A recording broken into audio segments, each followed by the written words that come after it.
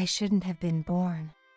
Rejected by my parents and ultimately abandoned. My aunt and uncle said they wanted to be my family, but I was sure they would abandon me too. That's what I thought. It's been 10 years since that unbearably painful day. Unbelievably happy days awaited me. My name is Mary. I was a beginner at dancing, but I joined a dance fitness class for mothers, and now, at 40, I'm living days that feel like high school club activities.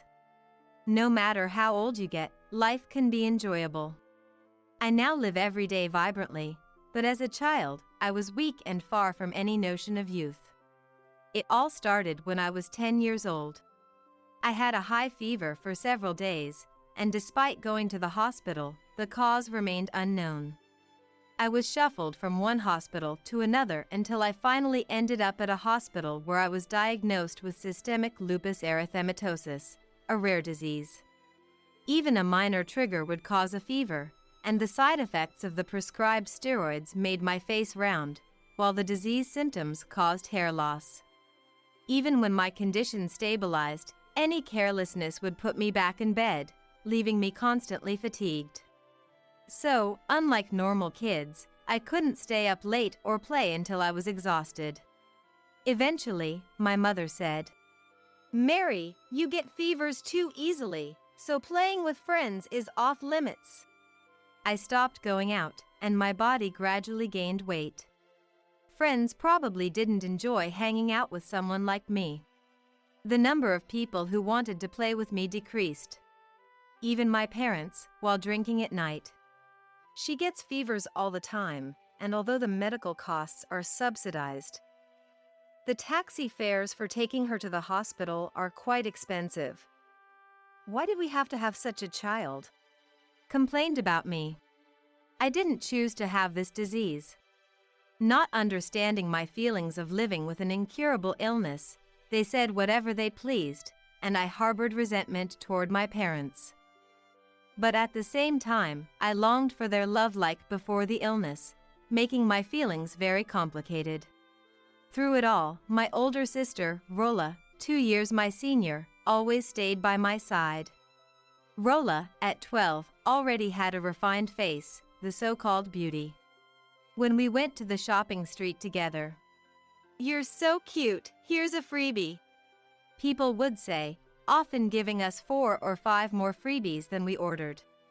With her round, cute eyes and straight hair, it was as if she had inherited her looks from our quarter-blood grandmother, with her small face and long limbs resembling a model's.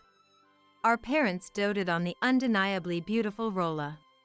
Whenever we went out, my mother always held Rolla's hand, and it was common for my parents to go out with Rolla alone. I don't remember ever having my hand held, and being left behind was a frequent occurrence. I think they loved me more equally before I got sick. But after I fell ill. If I walk with you, Mary, who has a round face from the steroids, people will think I'm a parent who can't manage their child's weight. My mother refused to go out with me. Even my father said, "Because Mary and Rolla don't look alike, the neighbors are gossiping that I had an affair. Let's stop going out as a family." So, I was the only one left out. Their behavior of doting solely on Rolla while treating me as an unwanted object escalated daily. "You're not going out anyway, so it's fine." They stopped giving me an allowance and rarely bought me clothes. Even on my birthday. "We don't think it's something to celebrate that Mary was born, so no party." Leave it alone. Rolla would be taken to a restaurant or get new shoes just for scoring well on a test. But despite all that, Rolla grew up to be a kind and humble person. She would subtly find out what I wanted, tell our parents she wanted it for herself, and then give it to me as a present. Whenever she went out with our parents, "I want Mary to come along too," she always said. Our parents would. "It's because she's weak and might get sick if we take her out." Convince her. Rolla would.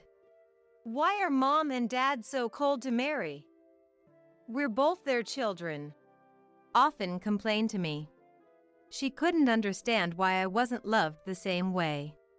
Everyone around us praised Rolla for her beauty, but she didn't seem to realize it herself. She didn't think it was a reason to compare herself to me. It's not looks that matter. What's important is a person's heart. Rolla would say things like that, wise beyond her years. Even though I'm her sister, I have to say she didn't seem like our parents' child at all. When I entered middle school, my condition worsened due to hormonal changes, and I gained more weight during puberty. Even though I tried to control my diet, I kept gaining weight. Looking back, it was probably swelling from the medication. My parents, being adults, should have noticed that, but they didn't. Instead, they would berate me. "Don't walk next to us." Or, "It's embarrassing just having you come in and out of the house.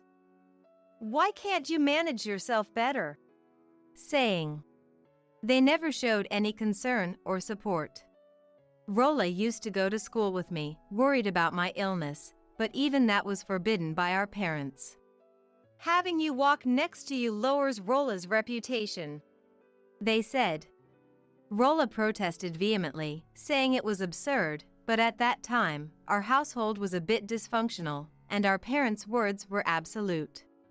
No matter how old we were or how reasonable our arguments, we had no choice but to comply with their harsh commands. At that time, it wasn't just that they favored Rolla, but they were simply annoyed by my presence. They wanted to stop any interaction between me and Rolla. It's almost laughable how little they treated me as part of the family. Eventually, they even scolded Rolla for talking to me, making me feel guilty for talking to her, so I started to avoid conversations with her.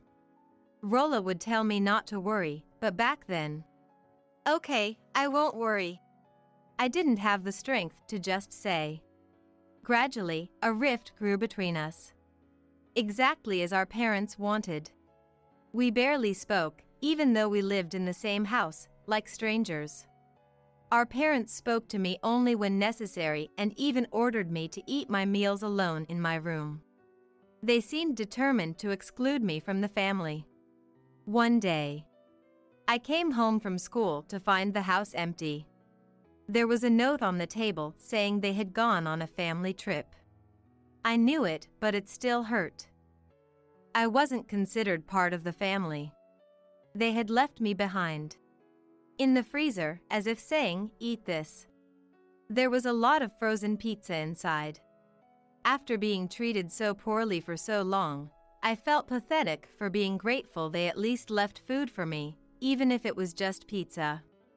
They didn't come back for about a week, and of course, the pizza ran out. Without any allowance, I survived the last few days on school lunches alone. It became normal to be treated so poorly, and years passed. One day when I was 15, I was suddenly woken up in the middle of the night by my parents, who yelled at me to get in the car. Confused and still in my pajamas, I got in the car, and they drove to my maternal uncle's house. "Why are we going to Uncle's house at this hour?" I tried to make sense of it with my groggy mind, but couldn't find an answer. My parents rang the doorbell several times until my uncle and aunt, looking very displeased, appeared at the door. "What's going on, sis?" At this hour. My uncle rubbed his temples, clearly irritated from being woken up. My aunt, not wanting to be seen in her pajamas, tried to cover herself with a robe and fix her messy hair. "I have a favor to ask you too. I just had the most brilliant idea." My mother laughed loudly, finding something amusing. My uncle and aunt looked very annoyed by her behavior. "I want you to be with Mary. I mean, please take her." My mother pushed me forward in front of my uncle and aunt. My father. "From now on, uncle and aunt will be your new family, Mary," added. I didn't understand. My mother was genuinely excited to get rid of me, and my father, who only showed kindness in this moment, looked like a demon to me.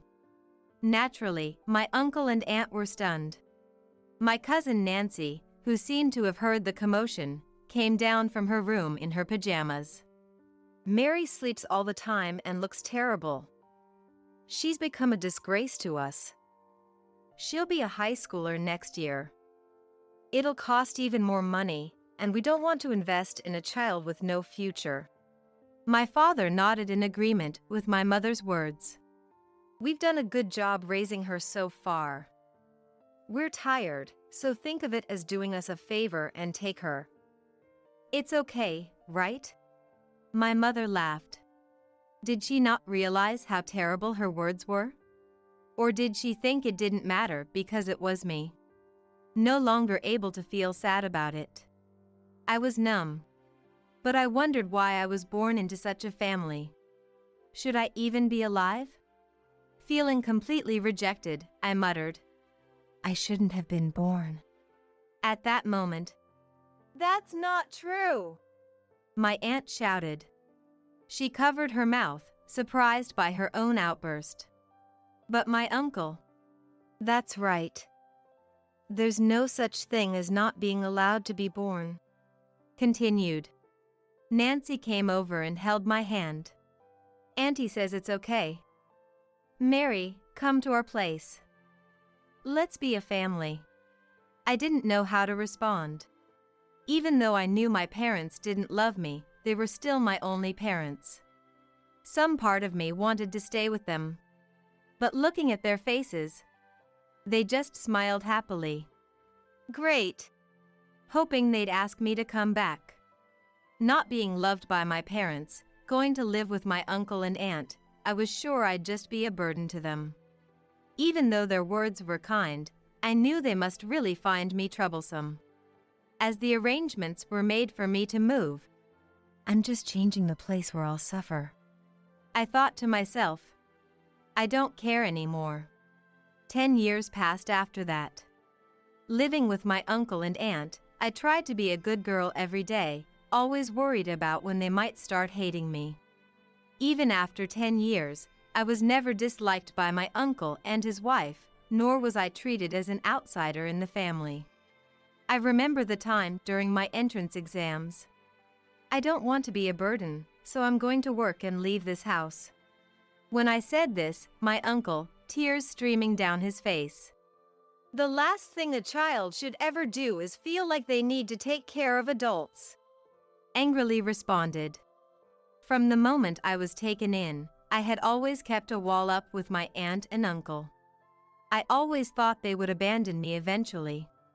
But it turns out that my uncle was struggling, not knowing how to get me to open up to him. My aunt was crying too, and I felt ashamed for ignoring their kindness all this time.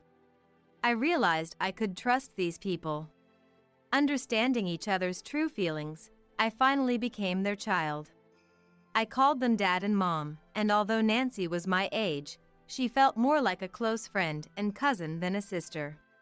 My aunt and uncle's household wasn't as financially well off as my parents, who were bankers, but they celebrated my birthday with my aunt's homemade dishes and gave me the same allowance as Nancy. We didn't go on many family trips, but we always went grocery shopping together on weekends. Once a month, we'd have a pizza party, which was incredibly fun. The 10 years that flew by were much more brilliant than the 14 years I spent with my parents. And at the 10-year mark, I took a significant step. I reached out to Rolla, whom I had been estranged from for 10 years. It seemed that Rolla had never been told where I was. Knowing my parents wanted to keep us apart, this didn't surprise me. The reason for the sudden disappearance was also, they reported to the police that she ran away from home, which was a lie. Originally, my parents were somewhat estranged from my uncle and his wife. This was because my uncle disliked my mother for being selfish and self-centered since childhood. My mother didn't like my uncle very much either. When I think about it, the last time my sister, Nancy, and I saw them was when we were about 5 years old. Due to such relationships among the adults, Rolla never imagined I would be at my uncle's house. When I saw Rolla after a long time, she looked completely worn out, losing the glow she had when she was called beautiful. However, the kindness in her embrace when she hugged me, saying she missed me, hadn't changed. I had always been concerned about Rolla too, so tears naturally welled up in my eyes. Rolla said that after she was separated from me, her parents' interference in her life became severe. By chance, she was scouted on the street and was reluctantly made to do some entertainment work due to her parents' wishes. But it was just a small magazine snap model job. It wasn't a long-lasting job, and no matter how cute Rolla was, there were always better ones. It wasn't a world where you could survive just by being cute, and there was no demand for Rolla in the modeling world. Even so, her parents didn't allow Rolla to go to college and insisted she devote herself to entertainment activities. "Rolla, you'll definitely be fine. You can become famous," they said. Since they saw Rolla's fame as their own, they didn't want to miss the chance for her to become a celebrity. But in reality, she didn't gain any popularity, and there were times when she had no work at all for a year. In this situation, she was unemployed. She thought about saving money and going to college, but her parents strongly opposed it. There were times when they locked her up at home, saying she couldn't leave until she reflected on her actions. The escalating interference from her parents seemed to have caused Rolla to become mentally ill. She didn't seem to realize it herself, but gradually, she couldn't make the right decisions, accepting the situation as inevitable. Now, she was completely under her parents' control, taking care of her mother, who had been dragging her leg after breaking her knee a few years ago. "That's not right. Why should you live your life according to Dad and Mom's wishes?" I angrily spoke, and Rolla listened silently with her eyes downcast. She probably realized deep down that her life was not normal. Just a little more. "Rolla, you say you can't start over in your late 20s, but it's never too late. Let's do it together. Are you going to dedicate your whole life to them?" Holding Rolla's hand, I desperately pleaded. After talking for about 2 hours, Rolla finally said, "You're right, Mary. How did it end up like this?" And cried. "It's okay. You can definitely start over. I'll help you," I said, hugging Rolla. I comforted Rolla, who suddenly started to sob, and we parted ways that day. A month later, I visited our nostalgic family home. When I rang the doorbell, my mother looked at me with a face as if seeing something dirty.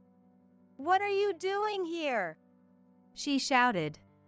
"I'm here to pick up Rolla." "What? What are you talking about? Go back. We've reported you as a runaway." "I know," Rolla told me. "What?" Not knowing about my reunion with Rolla, my mother looked at me as if I was a crazy woman.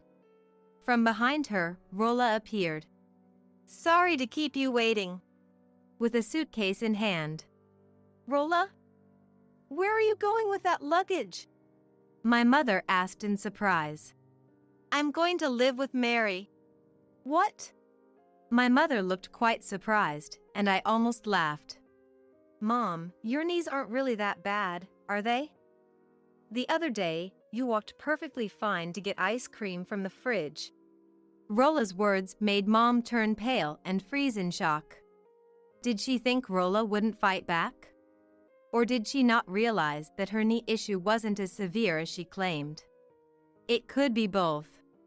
Rolla used to argue with her parents a lot as a kid, but that had faded over the years. Dad appeared from behind.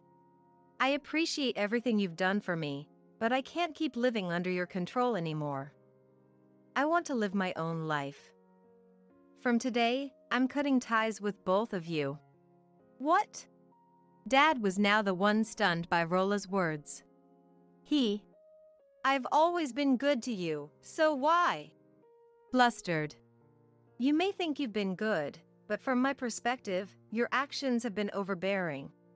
My comment clearly irritated Dad, and he glared at me.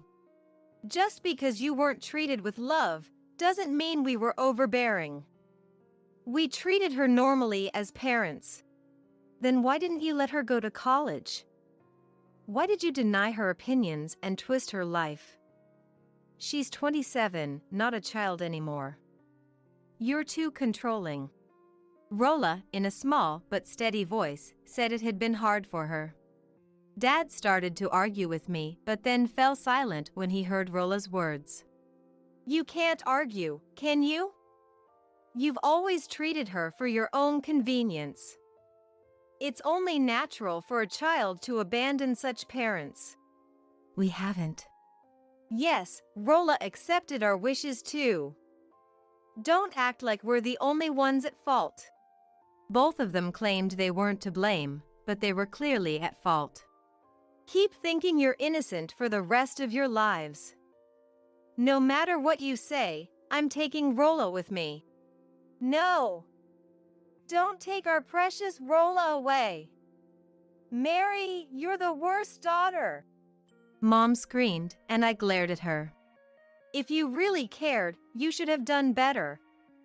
If I'm the worst daughter, you're the worst parents for not understanding your child's feelings." Mom and Dad, thinking they were innocent, didn't listen to my words. They said things like, "We've taken good care of you too, Mary." Of course, I ignored them. "Let's go, Rolla." I took Rolla's hand. Uncle, Aunt, and Nancy, who had been waiting in the car nearby, came to meet us. Mom glared at Uncle. "Why are you here?" And said, "It's not like we're taking them in since they're adults. But it's hard to watch sisters being apart. We'll consider Rolla as our child from now on." "What?" "We'll treat Rolla and Mary as part of our family.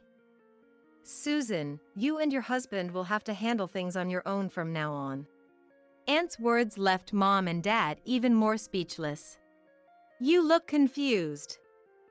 "It means that all of us here are cutting ties with you. No matter what difficulties you face in old age, don't rely on us." When I explained, my parents were stunned into silence. "Well, bye." Rolla got into Uncle's car without looking back. I smiled and said, "Take care." We all left, with Uncle and Aunt waving slightly, and Nancy telling them to reflect on their actions.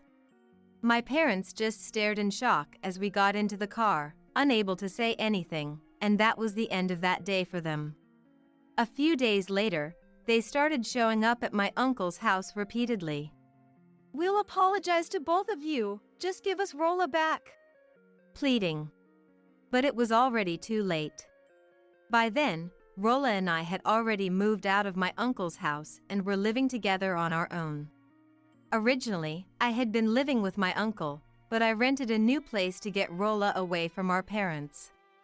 This was also my uncle's suggestion, as he believed it would be better for Rolla's mental health for the sisters to live alone. I agreed that it was for the best. At first, my uncle ignored my persistent parents when they visited, but eventually, he got angry. "You say you'll apologize, but all you want is Rolla back. It's because of parents like you that you've been abandoned by your own children. If your children have abandoned you, it's your own fault." He scolded them and drove them away. My parents finally understood the gravity of what they had done and broke down in tears, but hearing about it didn't move Rolla and me at all. They cried? So what? That was how I felt. Because Rolla and I had suffered much more. I even thought they deserved to suffer more. After that, my parents started blaming each other, saying, "It's your fault the kids have drifted apart." And their relationship deteriorated, eventually leading to a divorce. After my father retired, he lived alone in that house, but he got into trouble with the neighbors over garbage disposal, and his house was vandalized. Even though he was the one at fault, he never apologized and continued to act arrogantly, making him disliked by the neighbors as a difficult old man. After the divorce, my mother, who should have been able to live a modest life with the division of property from my father, encountered a too-good-to-be-true offer through someone she met related to Rolla. She was promised a debut in the entertainment industry as an ageless beauty model and was convinced to make an investment in her beauty, including walking lessons and expensive beauty products, spending an outrageous amount of money. But as you may have guessed, it was a scam. It was impossible for my mother, who was well past 60, with a body that showed her indulgent lifestyle, to enter the entertainment industry. She probably didn't realize this because she was basking in the admiration that Rolla received, thinking it was her own. She should have faced reality much sooner. As a result, my mother ended up with a huge debt, no job due to bad knees, and a very difficult situation. She relied on a friend, who was also single and divorced, for a place to stay, but was kicked out again when that friend got remarried. Even now, if only Rolla would come back. If only she were here. She seems unable to accept reality, saying, "We don't know what her situation is now. If she's lucky, she might have a part-time job, but the standard of living she had when she was with my father, a banker, will never come back." My mother, who loved luxury, is likely living in poverty and loneliness now. As for us, Rolla has overcome her mental health issues and regained her beauty. She had always said she had no dreams of a family and remained single, but recently she got a boyfriend. We might hear some happy news soon. Nancy also got married, had children, and is now a mother of 3. And as for me, I had given up on having children or even getting married due to my condition worsening with childbirth. But I was able to marry someone. "You don't have to have children. I just want to be with you," who understood everything and said. He was a colleague from my previous job. When he first asked me out, "I might not be able to have children, so I can't think about marriage. You shouldn't be with someone like me," I repeatedly told him. But for some reason, he really liked me, even though I was not particularly beautiful. He said, "I don't know why, but I feel so at ease when I'm with you. Maybe this is what being compatible means." Laughing. He himself had suffered from mental health issues due to his parents' divorce. Everyone gets sick at some point as they age, so having 1 or 2 illnesses doesn't change anything about you. He reassured me, saying, even so, we were dating with the intention of getting married but couldn't take that step until, unexpectedly, I got pregnant despite being very careful. From there, the marriage plans quickly moved forward. When I think back, I wonder if it was my child who gave me the courage to finally decide to get married. I guess it was fate. Since getting married, I've been living modestly but happily, surrounded by my gentle and kind husband and our adorable daughter. My health condition worsened temporarily after giving birth, but thanks to the development of good medication, I'm now very stable and living a normal life. I even enjoy dancing with my mom friends in a dance circle. Although I get tired more easily than others, the circle is very flexible, so I can participate as I like. Whether it's because of the new medication or the reduced stress in my life, I've slimmed down from my previous weight. Though I still have a bit of cellulite that bothers me. My life is still ahead of me. Write up the divorce papers and get out right now. I have no intention of living with you anymore. My husband Edward returned from his overseas business trip, bringing along his mistress, 12 years his junior, and their secret elementary school-aged child. And now, he suddenly tells us to get out of the house. Despite his own infidelity, he has the audacity to act all high and mighty. Unable to stand it any longer, our daughter Margaret delivers a shocking statement to her father. "Dad, you don't know anything, do you? You'll regret saying things like that." It's because you keep treating Mom so badly that this is happening. What on earth are you talking about? I don't understand what you're saying at all. Are you that upset about being abandoned by me? I think you'll understand everything once you see this. It's not like I'm upset about being abandoned by you, Dad. As long as I have Mom, I can live happily. What do you mean, once I see this? As Edward peers at her smartphone, his face instantly turns pale. He must have realized the gravity of what he has done. My name is Kristen, and I'm 44 years old. I have only one child, Margaret, whom I gave birth to shortly after starting my career. Margaret, who I thought was little, has suddenly become a college student. I always thought I was the more mature one, but she has grown up completely and surpasses me in many ways. I came from a poor family, so I always attended public schools. As for college, I had to pay my own tuition while attending. I hated that so much that we, as parents, are paying for her tuition. However, she doesn't take it for granted and is incredibly grateful to us. She always expresses her gratitude, so as a mother, I often think she's grown up to be a good kid.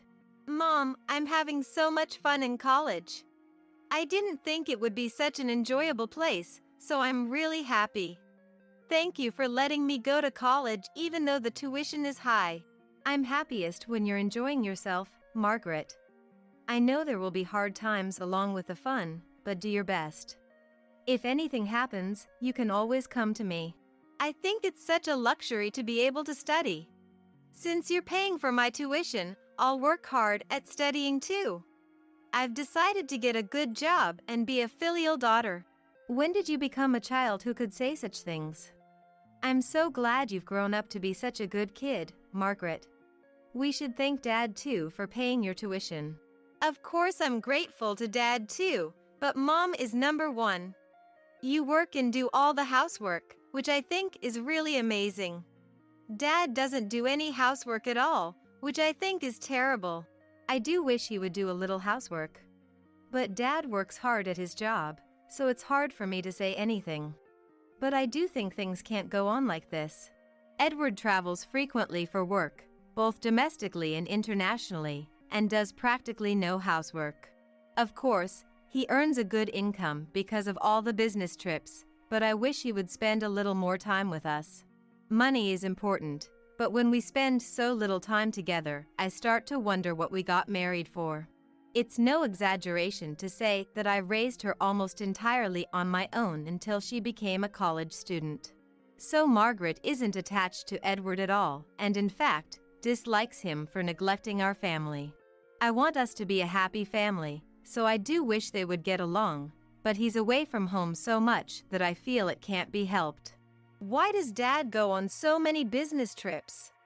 He's been going on trips all the time since I was little. Is he always busy? I don't feel like he values his family. Please don't say such lonely things, Margaret. Dad is working hard for us too. It's because he works so hard that you can go to college. Of course I know that, and I'm grateful, but I do think he's away from home too much. He's not home for more than half the year, and even when he is home, he doesn't even talk to us. He used to talk to us in the past, but lately I feel like he's always on his smartphone. I wonder why he's become like that. I noticed when Margaret pointed it out, but Edward has been acting a bit strange lately. Even when we try to talk to him, he ignores us and is constantly on his smartphone. He's barely home, and even during that time, he won't have a conversation with us, so I really don't know if there's any point in being together. Apparently, she was also concerned about that. It's understandable for her to feel that way when her own father won't talk to her at all. I didn't want Margaret to feel stressed, so I decided to talk to Edward when he got home. Hey, you haven't been talking to us at all lately. What's going on? You seem to be on your smartphone all the time, and I'm worried about what you're doing. That's none of your business, is it? It's up to me what I do on my smartphone. I'm not inconveniencing you, so it should be fine. I know you're busy with work, but I wish you would value your time with family a little more. Margaret seems to feel the same way I do. We're talking right now, aren't we? We're not newlyweds anymore, so of course we won't talk that much. Margaret should just get a boyfriend and move out. Why are you saying such lonely things? We're family, so let's get along better. I understand that you're busy with work and tired, but if you understand that I'm tired, then don't talk to me. I don't want to waste energy having conversations all the time. I'm the one earning money, so I don't deserve to be complained at by anyone. I get it, but you've changed. You were so kind when we got married. You always put Margaret first. People change over time. She is an adult now, so she should become independent from her parents. Why don't you try letting go of her a little? I think it's fine since she's still a student. I'll talk to her about it. I mustered up the courage to talk to him, but Edward shows no signs of changing at all. Instead, he got angry at me for interfering. I never thought things would turn out like this, so I don't know how to react. I couldn't believe that the kind Edward had changed this much. Margaret seemed to have noticed somehow, but I hadn't paid much attention, so I had no idea.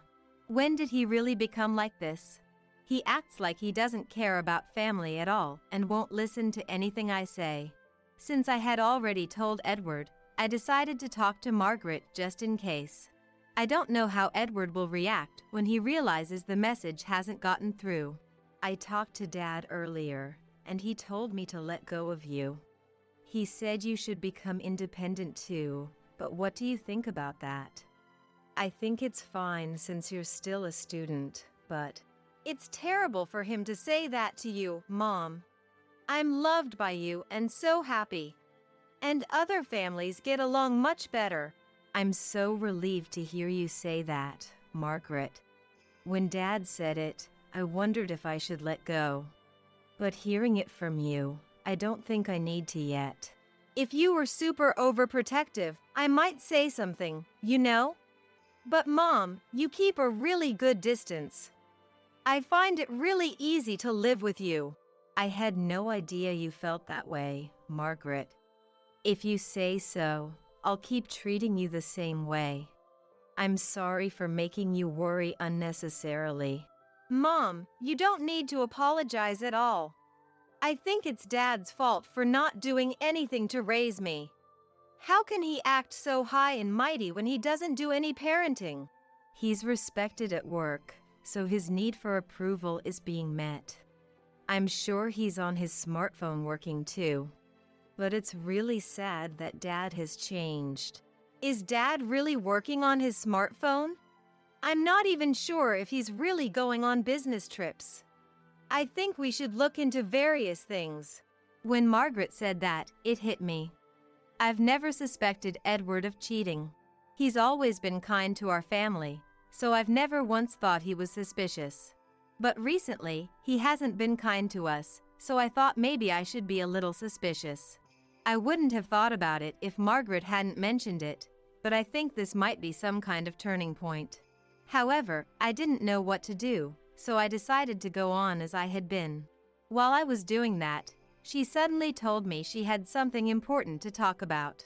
She's never said that before, so I'm incredibly nervous. What on earth is this important thing? It's not like you to say that, Margaret. Did something happen at school?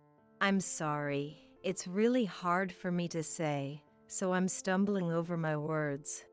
It's something I absolutely have to say, but I wonder what you'll think of me if I tell you, Mom.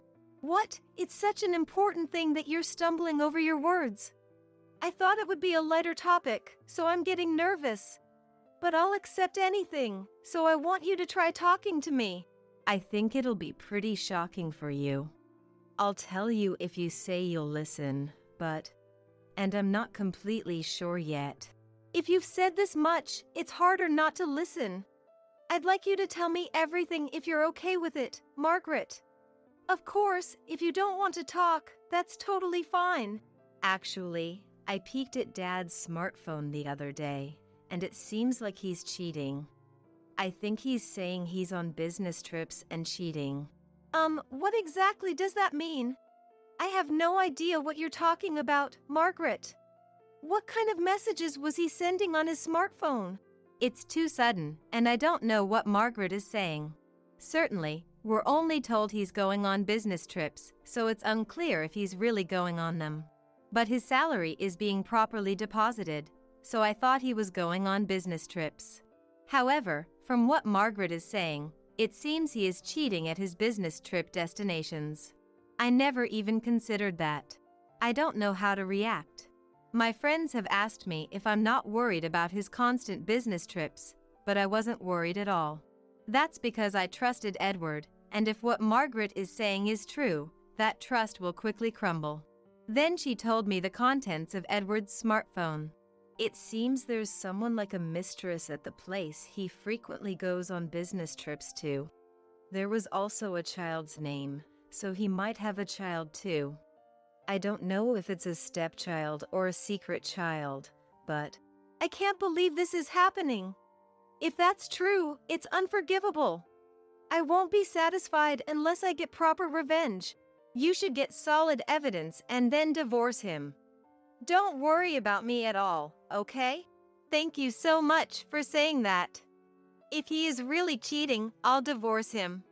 And if he has a child, that's a pretty big problem. I've got your back, Mom, so don't worry. I'll support you properly.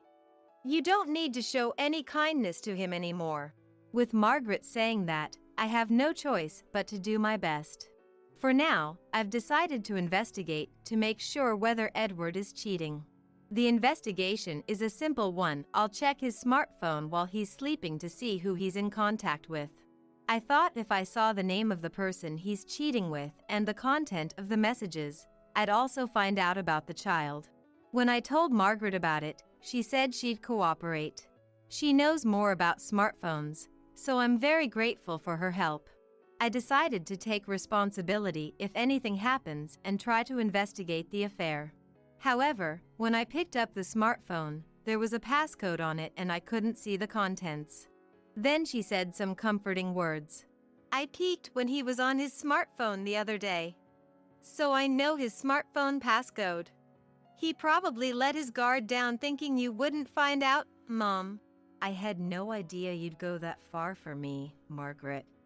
I never could have done it on my own, so that's a relief. But I'm nervous to look at the contents of the smartphone. Normally, I don't think it'd be nerve-wracking at all. I mean, you're just looking at the contents of a family member's smartphone.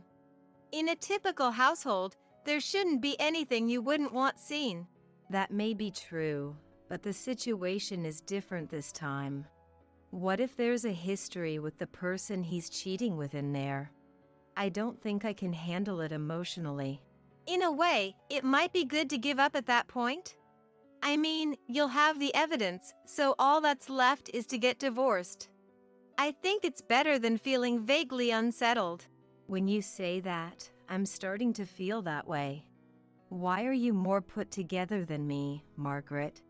I should be the calm one. I've barely felt any love from Dad in my memory.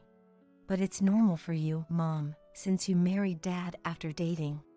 I don't want you to be so negative about yourself. Thank you for saying that.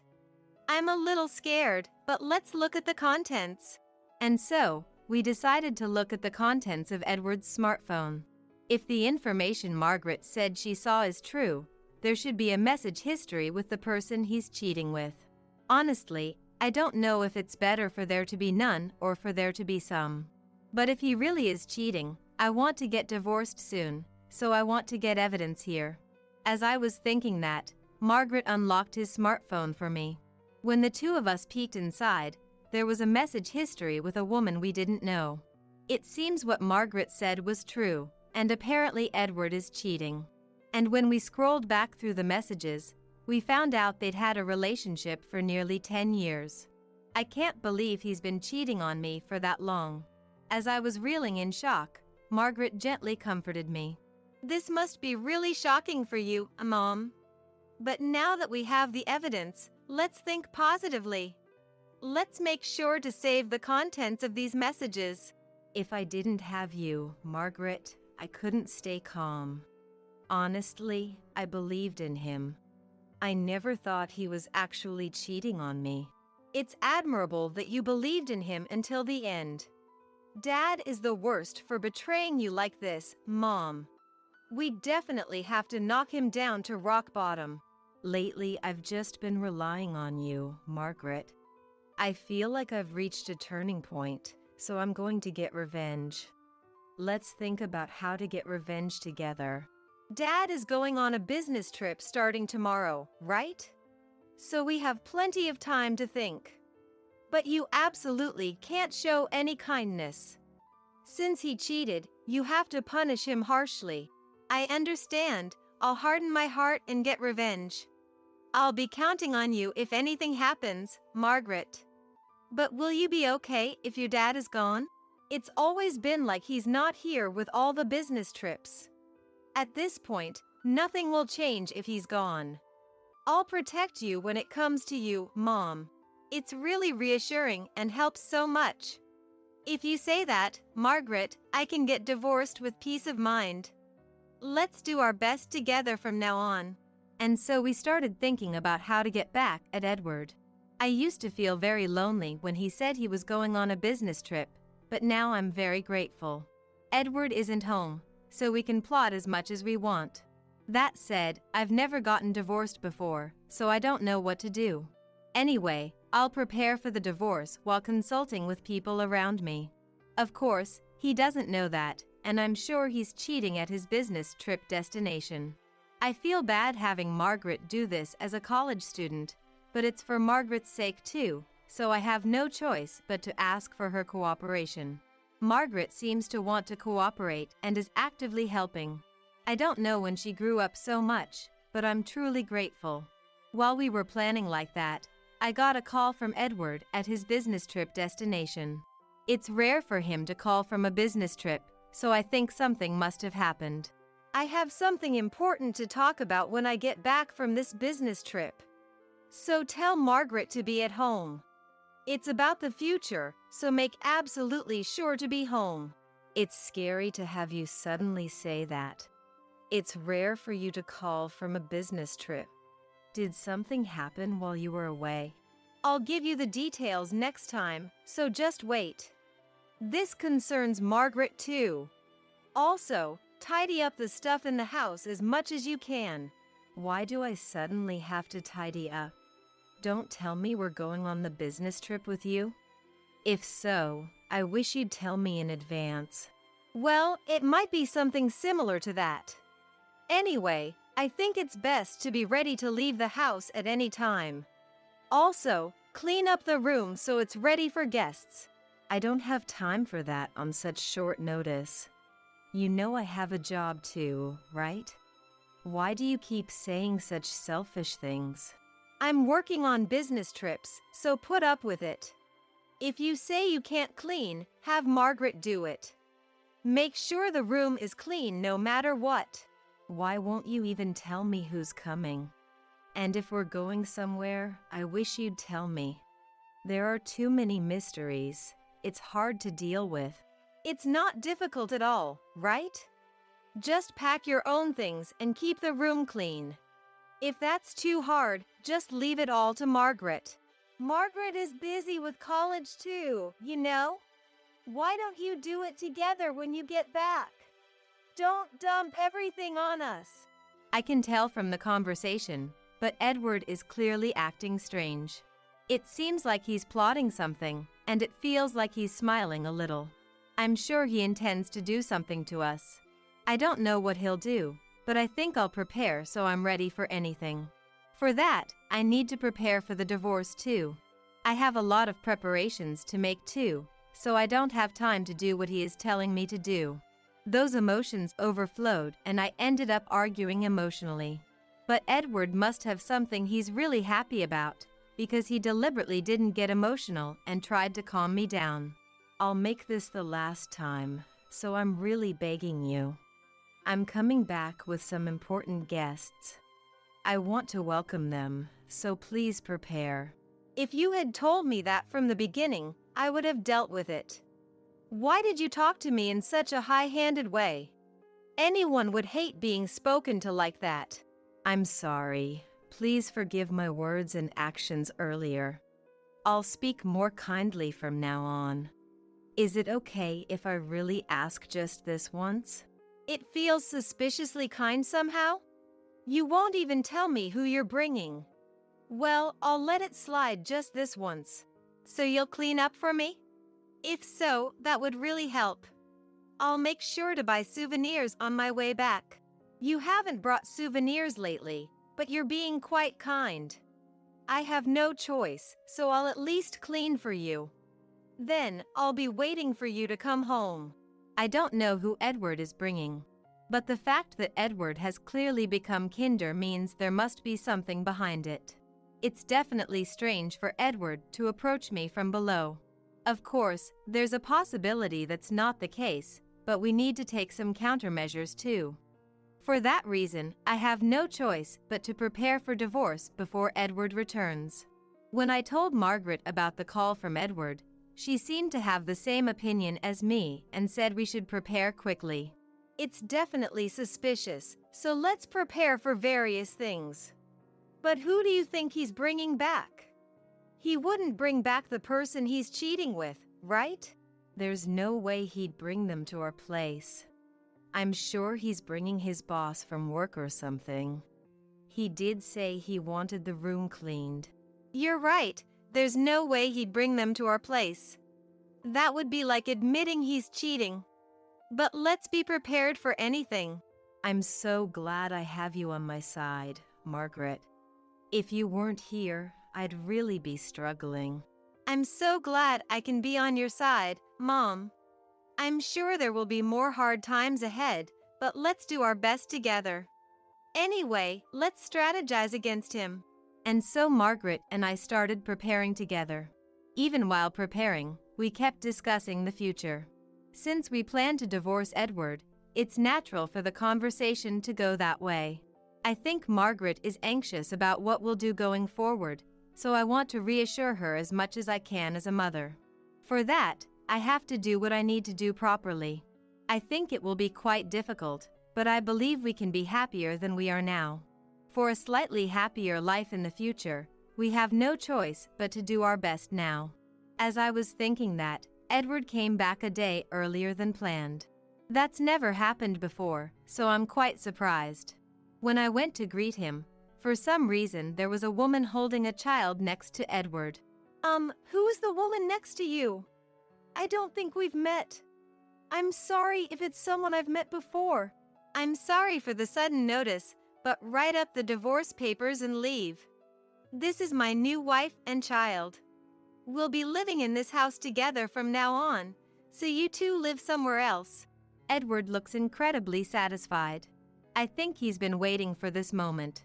But Margaret couldn't take it anymore and pointed out the problem to Edward. Dad, you don't know anything. You're the one who will regret saying that. This is happening because you keep treating Mom terribly.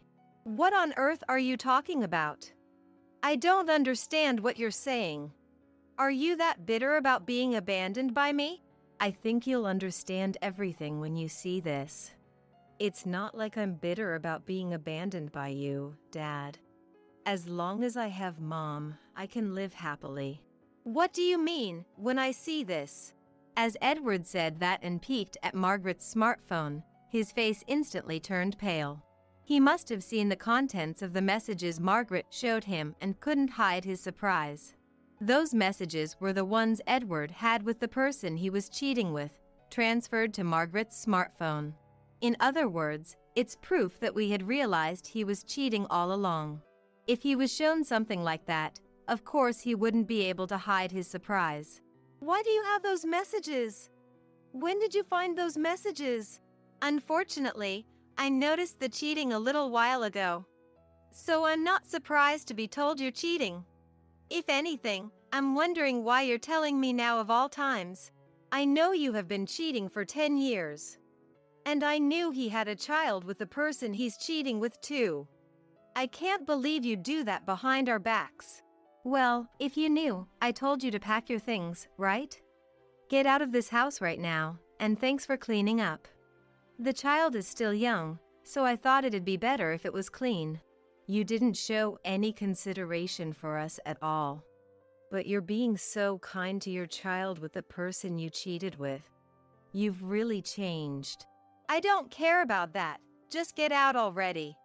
I'm going to live a happy life in this house from now on. You're in the way, so disappear from my sight right now. Sorry, but you can't live in this house.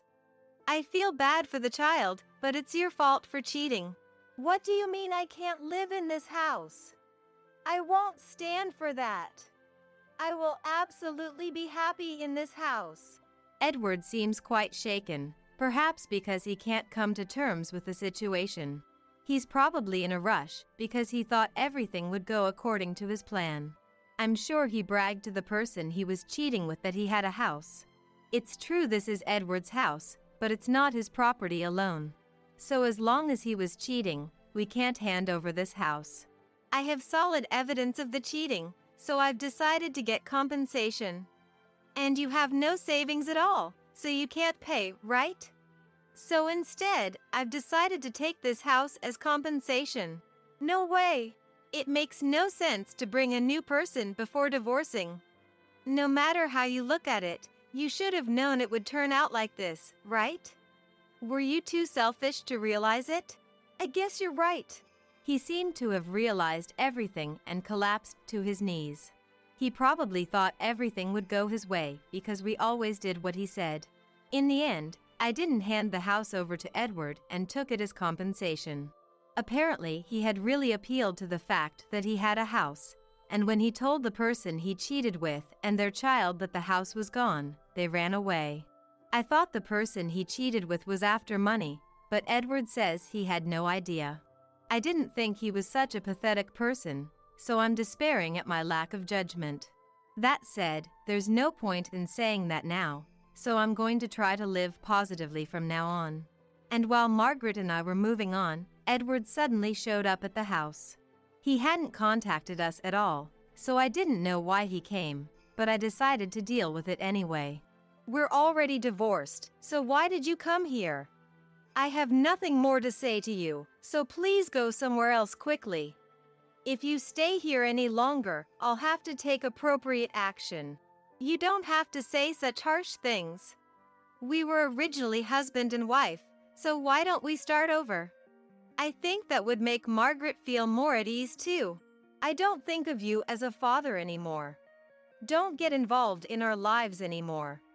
I don't know anyone who would cheat and abandon their family.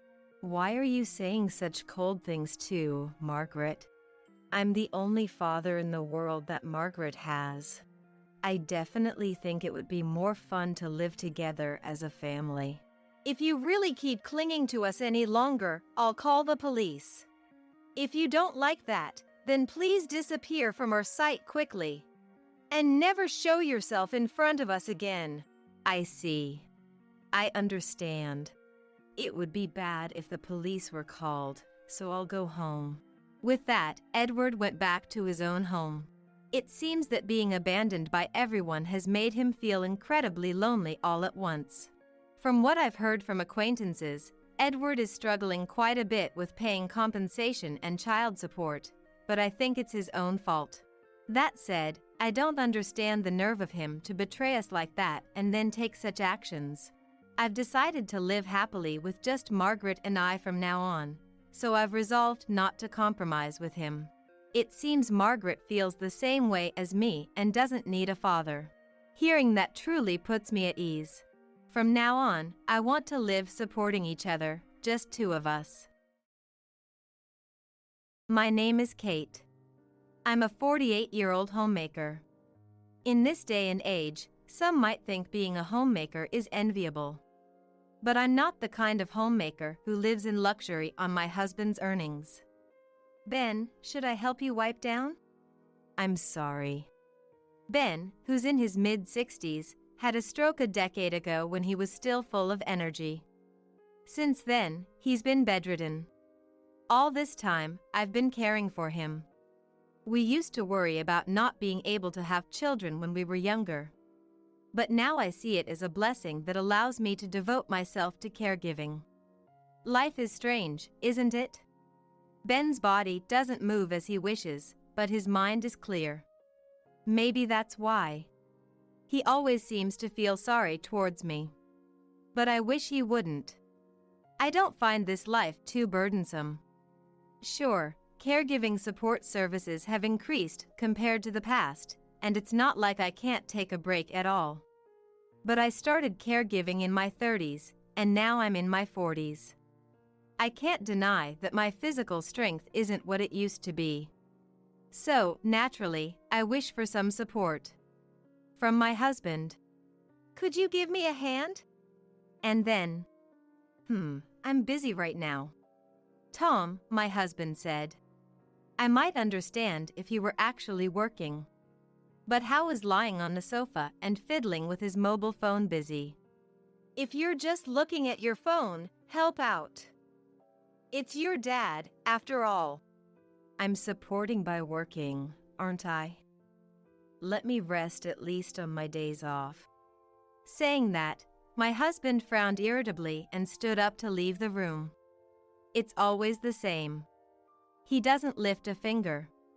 Even if he can't help with caregiving, it would be nice if he at least took care of himself. My husband, hand on the door, turned back and said, "Oh yeah, I have a business trip for the next 3 days. Get everything ready." Again? Can't you at least? I'm busy. You should do that much as a wife. Shouting, my husband left the room. Does preparing himself challenge his pride? We're supposed to support each other as a married couple. How did it come to this? No choice. I'll get some help after the helper comes. I sighed and kept staring at the door through which my husband had left. Is that boy off on a business trip again? The night my husband left for his trip, as I was drinking coffee, Linda showed up. Linda, who can't get by without her cane due to mobility issues, is otherwise sharp. While Ben was sleeping, I took a break and helped Linda sit down by taking her hand and guiding her to a chair. After taking a sip of the freshly brewed coffee and exhaling, Linda said with a hint of sadness, "He's always away on business trips several times a month. I wonder if that's really the case." Well, who knows? Linda and I are probably thinking the same thing. Harboring the same suspicions. Infidelity. That word flickers through my mind. But I deliberately don't voice it. What difference does it make if I find out about my husband's infidelity? He'll surely deny it, and gathering evidence would cost money and effort. But I don't have the luxury to deal with that right now. My affection for my husband is almost non-existent. And naturally, his affection towards me is the same. But having lost my own parents early, my in-laws are as precious to me as my own. I can't abandon them. After all, my husband does contribute financially to the household, so maybe it's better to leave his issues be. After a long life of caregiving, I've given up.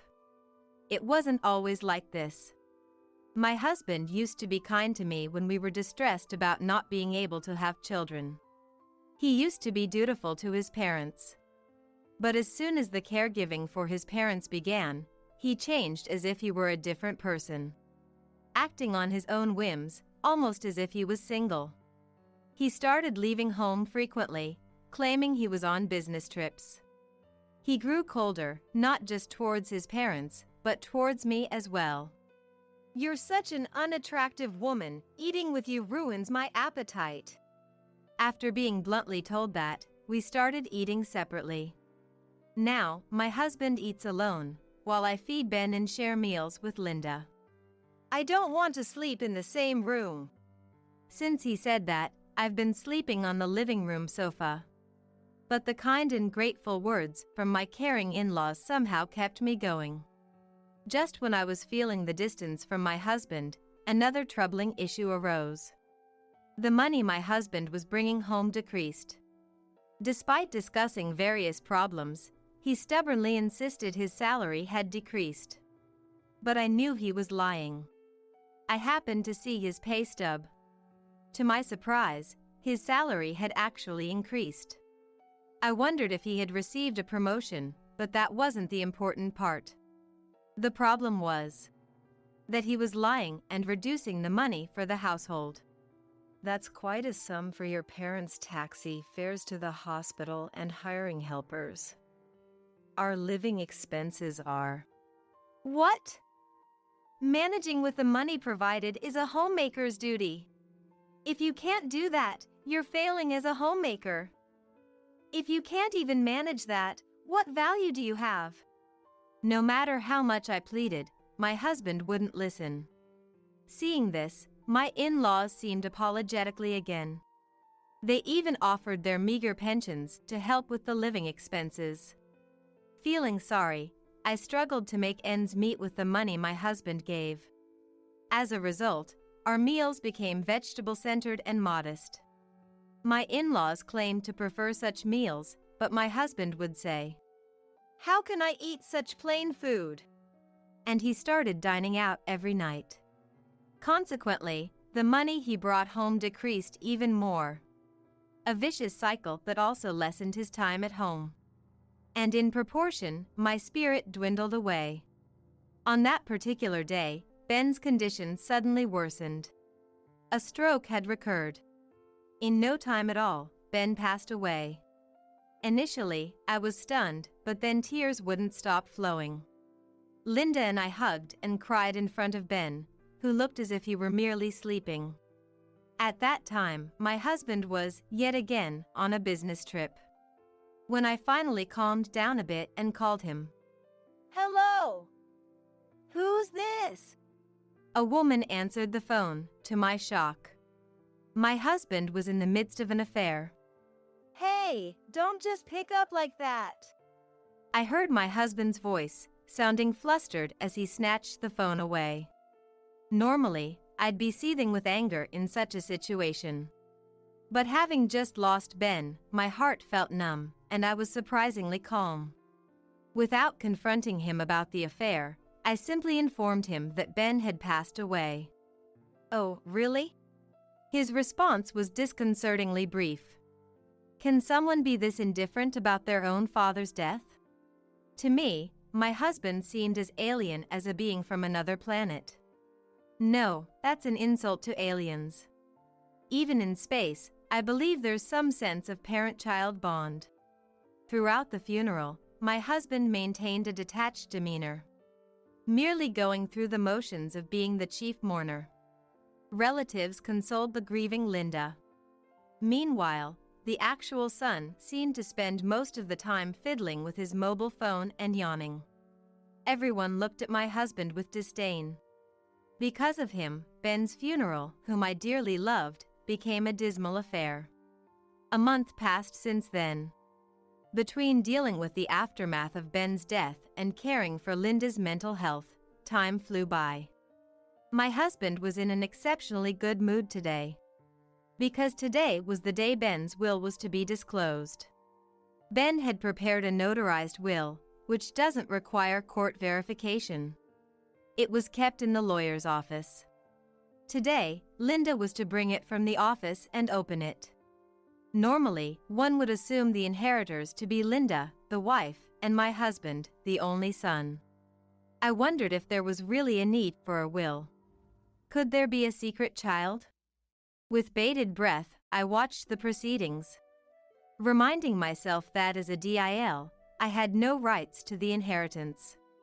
The lawyer, called in for this day, along with relatives of both in-laws, were present as witnesses. As everyone watched, the lawyer opened and read the will. That was, Linda was to inherit the house and land, and half of all other assets. That was expected. But what followed was shocking. The remaining half wasn't left to my husband, the son. What? Kate and I are to inherit the remaining half equally? My husband stood up, shouting in disbelief. Indeed. The will unexpectedly left part of the inheritance to me. Stunned, I watched as my husband pointed at me and yelled furiously. "Why does my wife have to take the inheritance? I'm the real son. Everything, apart from Mom's share, should obviously come to me. But the will states, I don't care. It's invalid. Invalid." My husband screamed at the lawyer. I was speechless, shocked by the sudden turn of events. But what my husband said next left me completely astounded. "I was the one who mostly took care of Dad. She didn't do much." What? What is this man saying? I already knew he was a liar, but this lie was too much. He took care of Ben mostly? Who could say such a thing? I couldn't stay silent anymore and was about to speak when. "What are you talking about? Have some shame, you foolish son." The shout didn't come from me. Unexpectedly, it was Linda. A dramatic soundtrack seemed to play as Linda's face filled the screen. Or at least, that's how it felt. Then, a close-up of my husband's shocked face. Silence fell over the room. Linda, usually so quiet and never raising her voice, had taken us all by surprise. My husband, stunned by her uncharacteristic fierceness, was speechless. In the midst of this, Linda continued. "Mostly took care of Ben, you say? Which mouth of yours is saying that? You do nothing but play with your phone or watch TV every day. You don't even eat at home. You barely contribute any money to the household. And to top it off, you lie about business trips to cheat. You really don't deserve a cent of the inheritance." What? Is that true? Reacting to Linda's words were Ben's brothers. Strong-looking men due to their construction business. Confronted by these imposing figures, my husband seemed even smaller. "Eh? What do you mean? Mom, I might not have been home much, but the affair accusation is just baseless. Don't make random claims without any evidence." My husband was stuttering and sweating in panic. Without missing a beat, Linda produced a large envelope. Where did that come from? Did she have it hidden? I hadn't noticed it at all. "Do you know what this is? It's filled with evidence of your affairs. I didn't think Kate, who worked so hard taking care of Ben, would have the means. So Ben and I hired a detective. Be prepared." With that, Linda scattered the contents of the envelope. After my husband's scream, the relatives reacted. "What is this? Ugh, that's disgusting. Really, my eyes feel dirty now." The reaction from the relatives was one of disappointment. The contents were numerous embarrassing photos of my husband and his mistress. What are they even doing outdoors? I didn't know my husband had such hobbies. Never thought I'd discover such hidden sides of my husband after 20 years of marriage. Like the relatives, I was appalled. "Shame on you. Doing such disgraceful things. Claiming you took care of Ben, saying Kate did nothing. Insisting the inheritance is all yours. How dare you say such things? You shameless, unfilial son. Apologize to Kate. It's not like that. This is wrong. It's not wrong, you foolish son." "Linda, calm down, please. You'll burst a blood vessel. It's too early to follow Ben." Perhaps it was Linda's towering rage that allowed me, the one who should be most upset, to remain calm. "Linda, please calm down. Breathe in, breathe out, inhale, exhale. That foolish son." After some deep breathing, Linda calmed down a bit. But her anger was far from subsiding. Seeing her like this made me start to laugh. "Kate?" Surprised, Linda looked at me as I suddenly burst into laughter. I smiled at Linda and then hugged her. Thank you so much, Linda. Kate? For getting angry on my behalf, for conducting such an investigation for me. I really appreciate it. Of course. You are my precious daughter, after all. Daughter. I never realized how happy being called that could make me. Since Ben's passing, I've become quite teary, and once again, tears welled up. But I can't spend all my time crying. After stepping away from Linda, I wiped away my tears roughly and looked at my husband. You. What? Let's get a divorce. Fine by me, I'll gladly do it. I desperately suppressed another wave of laughter and then confirmed with my husband. So, about the will, about the inheritance? All right, I accept Dad's will. I looked at the lawyer, who slowly nodded. The lawyer was designated as the executor of the will. I was sure he would handle the following procedures smoothly. Taking a moment to breathe, I then moved on to another matter. Shall we begin?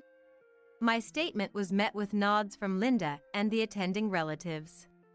My husband was the only one who didn't understand. What more is there to discuss? To my clueless husband, I said with a smile. It's obvious, isn't it? The compensation claim for your affair. What?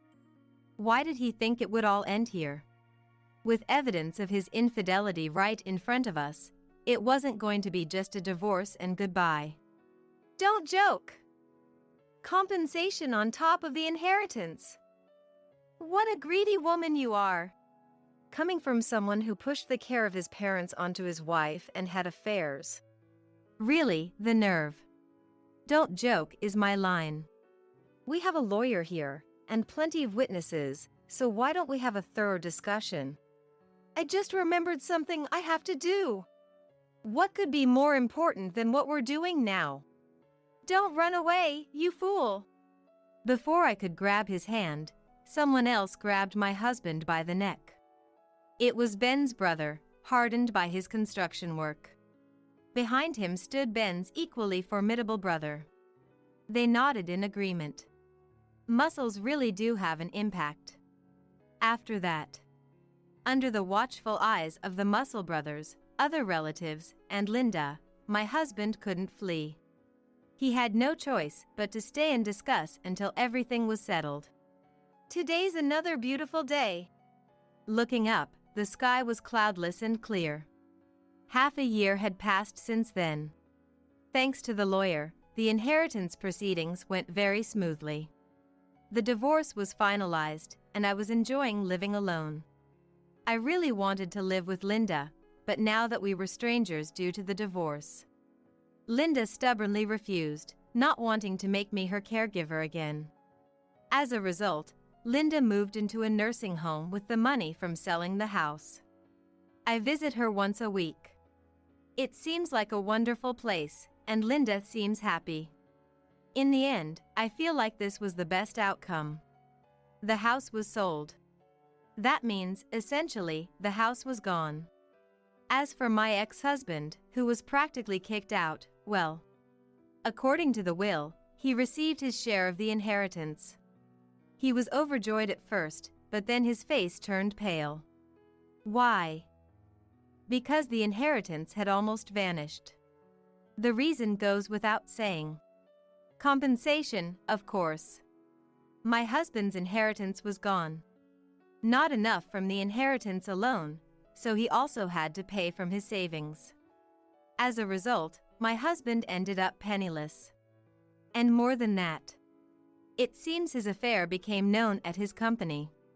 Particularly among the female staff, he was given the cold shoulder and became quite isolated, leading to a series of mistakes, it seems.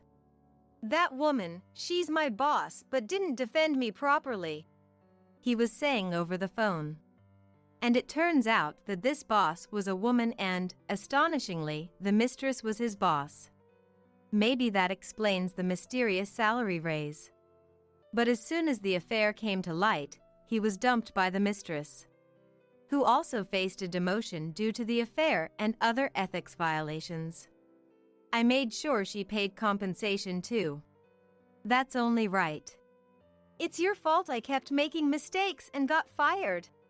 He tried to blame it all on me. But that's not my problem, is it? You got used to caring for Ben, so looking after me should be easy for you. He said, but no, that's entirely different. I couldn't respond with anything but laughter. So, I blocked his calls. I don't know what became of my husband after that. And I don't want to know. To forget about that foolish husband, I started working, and it turned out to be refreshing and enjoyable. The world is so much broader than I thought. A sense of excitement for a bright future welled up in me unknowingly. Gazing up at the contrails stretching straight across the blue sky, I squinted my eyes. Thank you for always taking care of my husband. I wrote this with a bright red permanent marker on the back of my husband who was passed out drunk. He wouldn't think that I knew about his daily affairs with younger women, under the guise of working late. But I knew everything. Suppressing the rage that made me want to claw at him, I left that message. It was a declaration of war to my husband's mistress. My husband, Darren, and I, Anita, both 38, got married 3 years ago. Both working, I mostly handle the housework since I work from home. We don't have kids, but I thought we were happily living together, a thought only I seem to have.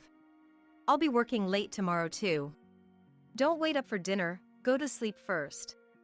Darren, who started working late suddenly about 3 months ago. The frequency increased over time, and he started spending nights at the office twice a week. You've been working late a lot recently. You never used to. The economy's better, and we're busier. That's good, right? Yes, take care. I believed Darren's words and saw him off. But not only did Darren come home late, his attitude towards me grew colder. He used to invite me out on his days off, but now he barely spoke to me. How about we go out today? It's nice weather. I'm tired, maybe some other time. Then, let's watch a movie at home together.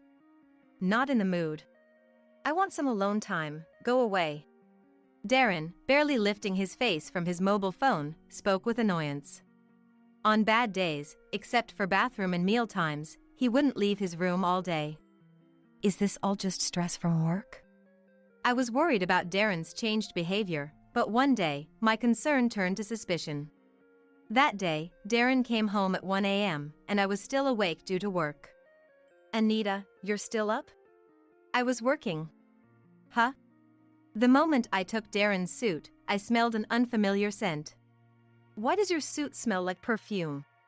When I asked, Darren's face stiffened slightly as he sniffed his clothes. Then, he looked annoyed. I don't smell anything. You have hay fever, so you wouldn't notice. Yeah.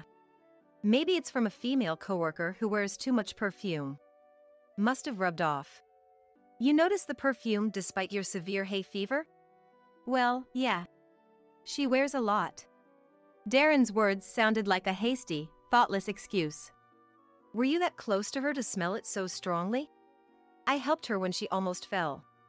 Darren licked his lips while saying this. A habit he had when lying. Really? You're not hiding anything from me? Stop nagging. Don't snoop around like a controlling woman. When I pressed him, Darren glared and stormed out of the living room. Is he really cheating? The next day, Darren left for work without breakfast and didn't return until after 9 p.m., ignoring all calls and messages from me. He only came back after midnight. Welcome home. I was worried. You didn't say you'd be working late today. I was swamped with work. I tried to contact you several times. At least reply to my messages.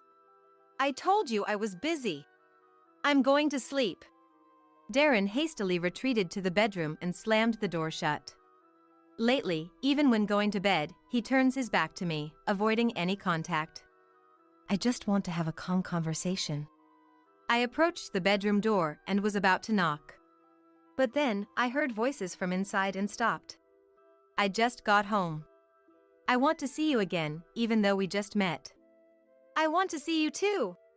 When can you come next? Maybe I'll try to make it tomorrow too. I love you. Listening closely, I realized Darren was on a speakerphone call with a woman. He barely talks to me.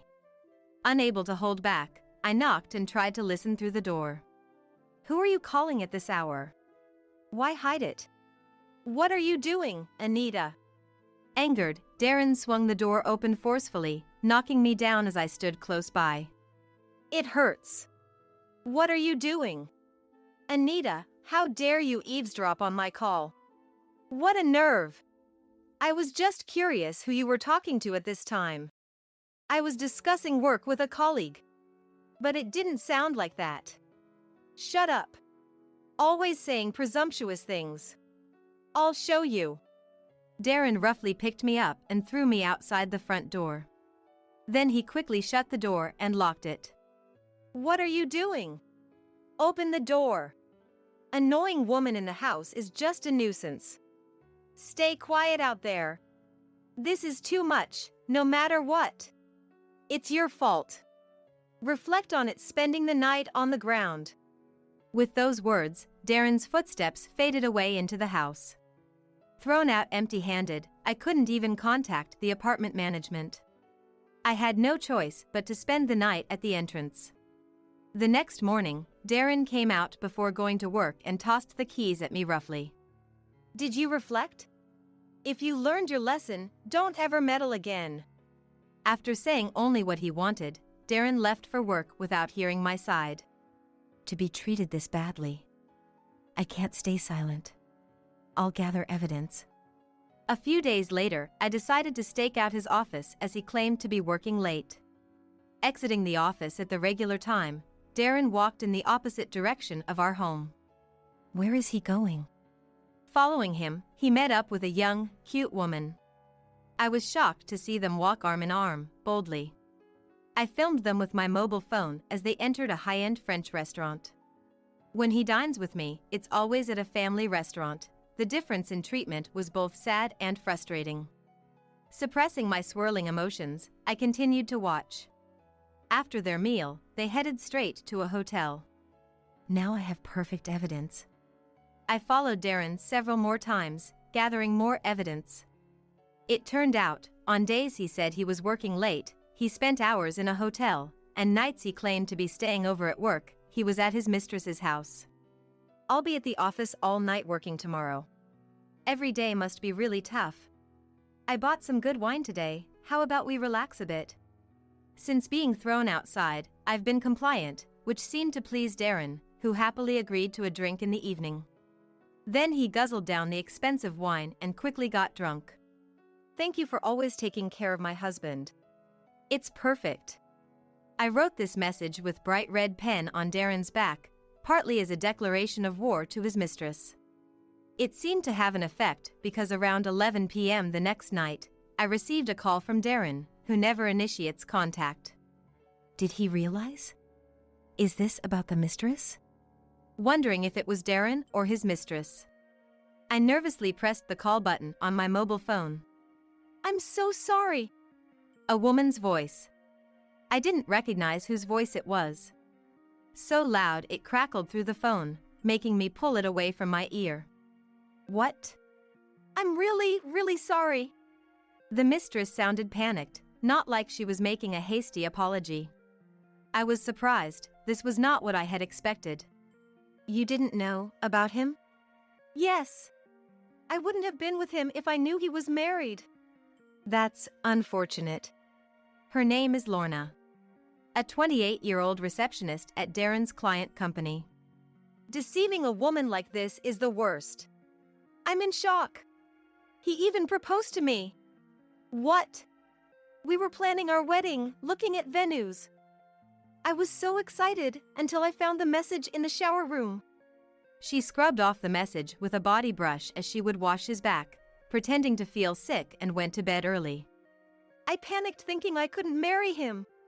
After he slept, I checked his phone and saw your messages, realizing you were his wife. I didn't think you were unaware. I'm sorry for scaring you. No, I should apologize for what I did, even unknowingly. No need to apologize. You were promised marriage, you're a victim too. Betrayed by Darren, and to think he deceived such a genuine girl. I've never felt so disgusted with someone. In my heart, I decided to end my relationship with Darren. I'm going to divorce him. You should break up with him too. I want to, but I transferred about $10,000 to his account for our wedding expenses. Really? If our marriage was a lie, where's that money? Maybe he really planned to marry you? I don't want to marry such a terrible person. I want to get my money back and cut ties. That's better. But let's make him truly reflect on his actions. I couldn't let this go unchallenged. Thinking of a plan, I came up with an idea. Can you help me with something? Anything. Actually, I have a secret I haven't told Darren.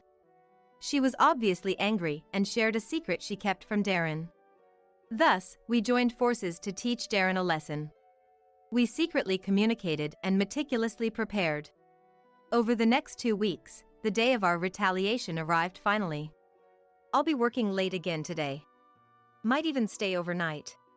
You're always working hard. Take care not to overdo it. I smiled and saw Darren off, then contacted Lorna and went to her place to wait. Then, around 6 p.m., the doorbell of her house rang. I'm home. Work was exhausting today. Welcome back, Darren. Huh? When I appeared from the living room, Darren jumped as if he had seen a ghost. Dinner? Bath? Or divorce? Smiling, I thrust the divorce papers at him, making Darren drop his bag in panic. Anita, why are you here? Let's sit down and talk about it. Come, let's go to the living room. What are you plotting? You didn't do anything to Lorna, did you? Just come quickly. Okay. Seemingly shocked by my loud voice since I was a compliant recently, Darren hurried into the living room. There, Lorna sat on the sofa with a broad smile. Lorna, what is this all about? That's our line. How could you promise marriage to me when you have a wife? Well, Let's hear the full story, shall we? I sat next to Lorna and Darren sat in front of us. I began interrogating Darren. He finally seemed to give in. Lorna was just a bit of fun. I was interested in younger girls. Gross. You're attractive too. But you know, eating the same thing every time gets boring, right? Sometimes you want to try something different. I'm disgusted. And why were you cold to me if that's the case? That's because I thought if I was cold to you, you'd be more devoted. I was too stunned by his reasoning to speak. Taking my place, Lorna glared at Darren. If you weren't serious about me, why did you promise to marry me? I thought marriage meant you'd give me money. Give me back my money. That's impossible. I've already spent it all. Are you kidding? What did you spend it on? I treated colleagues to slightly expensive lunches to be liked at work. And what else? I bought expensive coats and shoes to impress clients. To think you spent my savings on such things. I'll never forgive you. Lorna muttered in a low voice. I'll have you arrested for marriage fraud. What? Isn't that an overreaction for something like this? Additionally, I'm demanding $30,000 in compensation and $10,000 for the savings you spent. Wait a minute. This is too harsh. Darren's face turned pale with panic. Watching him, I couldn't help but laugh at the absurdity. Anita, say something. Just accept the arrest quietly. I meant to Lorna. If your husband gets arrested, it'll be trouble, right? Not at all. I'm getting divorced anyway. At the moment Darren heard the word divorce from me, his face turned even paler. Divorce? You're joking, right? Why would I stay married to a cheating fraudster like you? You think you can live on your own after being a comfortable housewife all this time? I'm not just a housewife, I work from home. I can live perfectly fine without you. You mean you were actually working at home? I thought you were just pretending. Darren looked at me with surprise. I'm also demanding $30,000 in alimony for your infidelity. I can't pay anymore. What am I supposed to do if the amount increases? You'll have to work hard, I guess. You'll probably be fired from your current job though. Lorna is actually the daughter of the vice president of your client company. What? I thought she was just a receptionist. That was the secret she hadn't told Darren.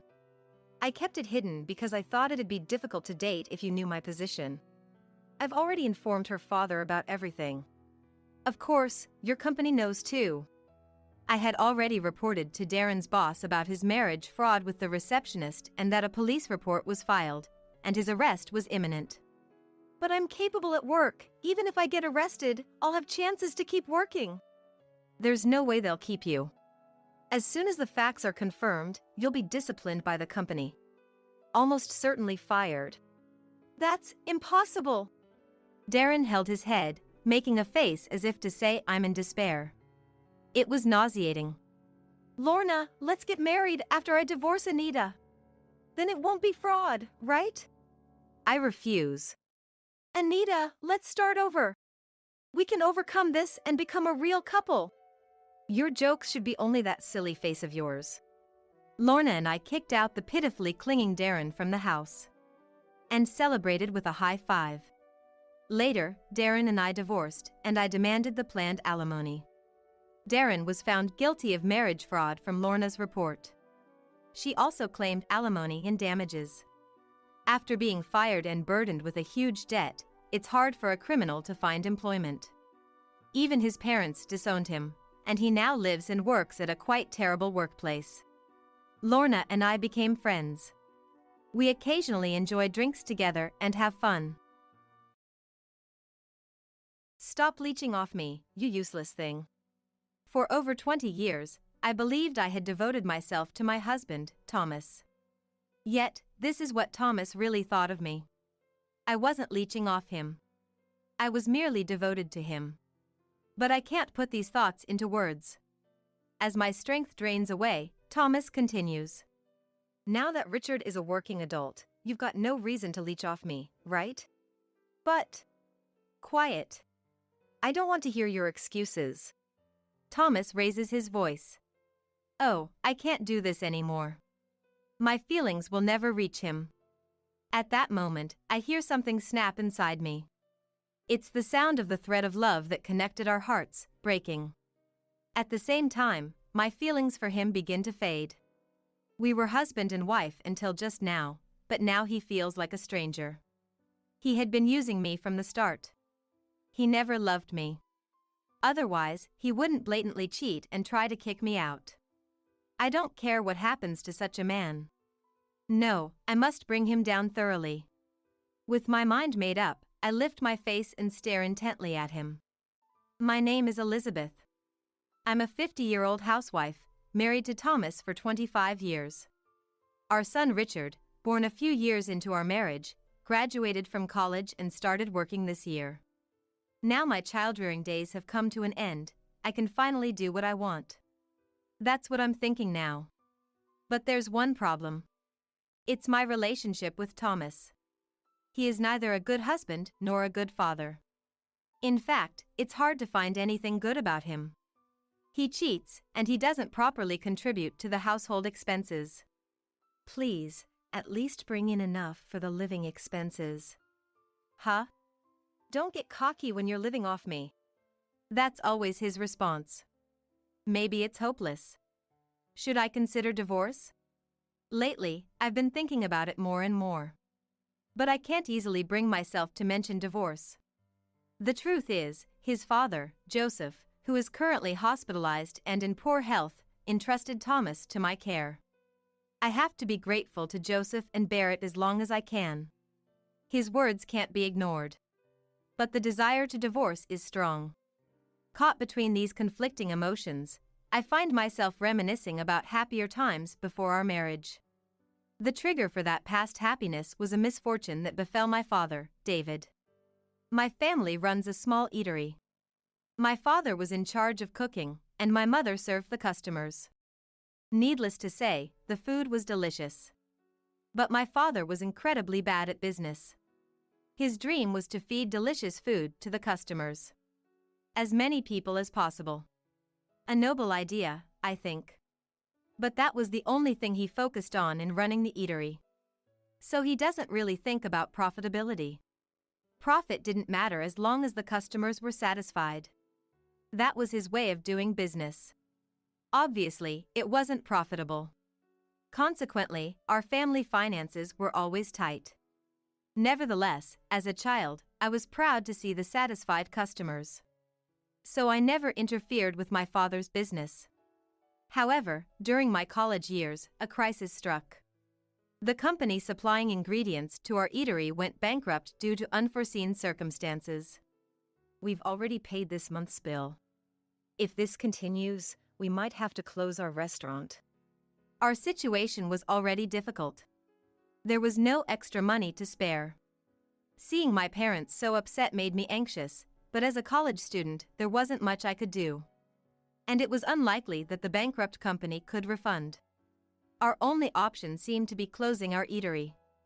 That's when a regular customer of the eatery said, "Closing this eatery? It's too good for that. What a waste." But the company supplying us has gone bankrupt, and now we're in debt.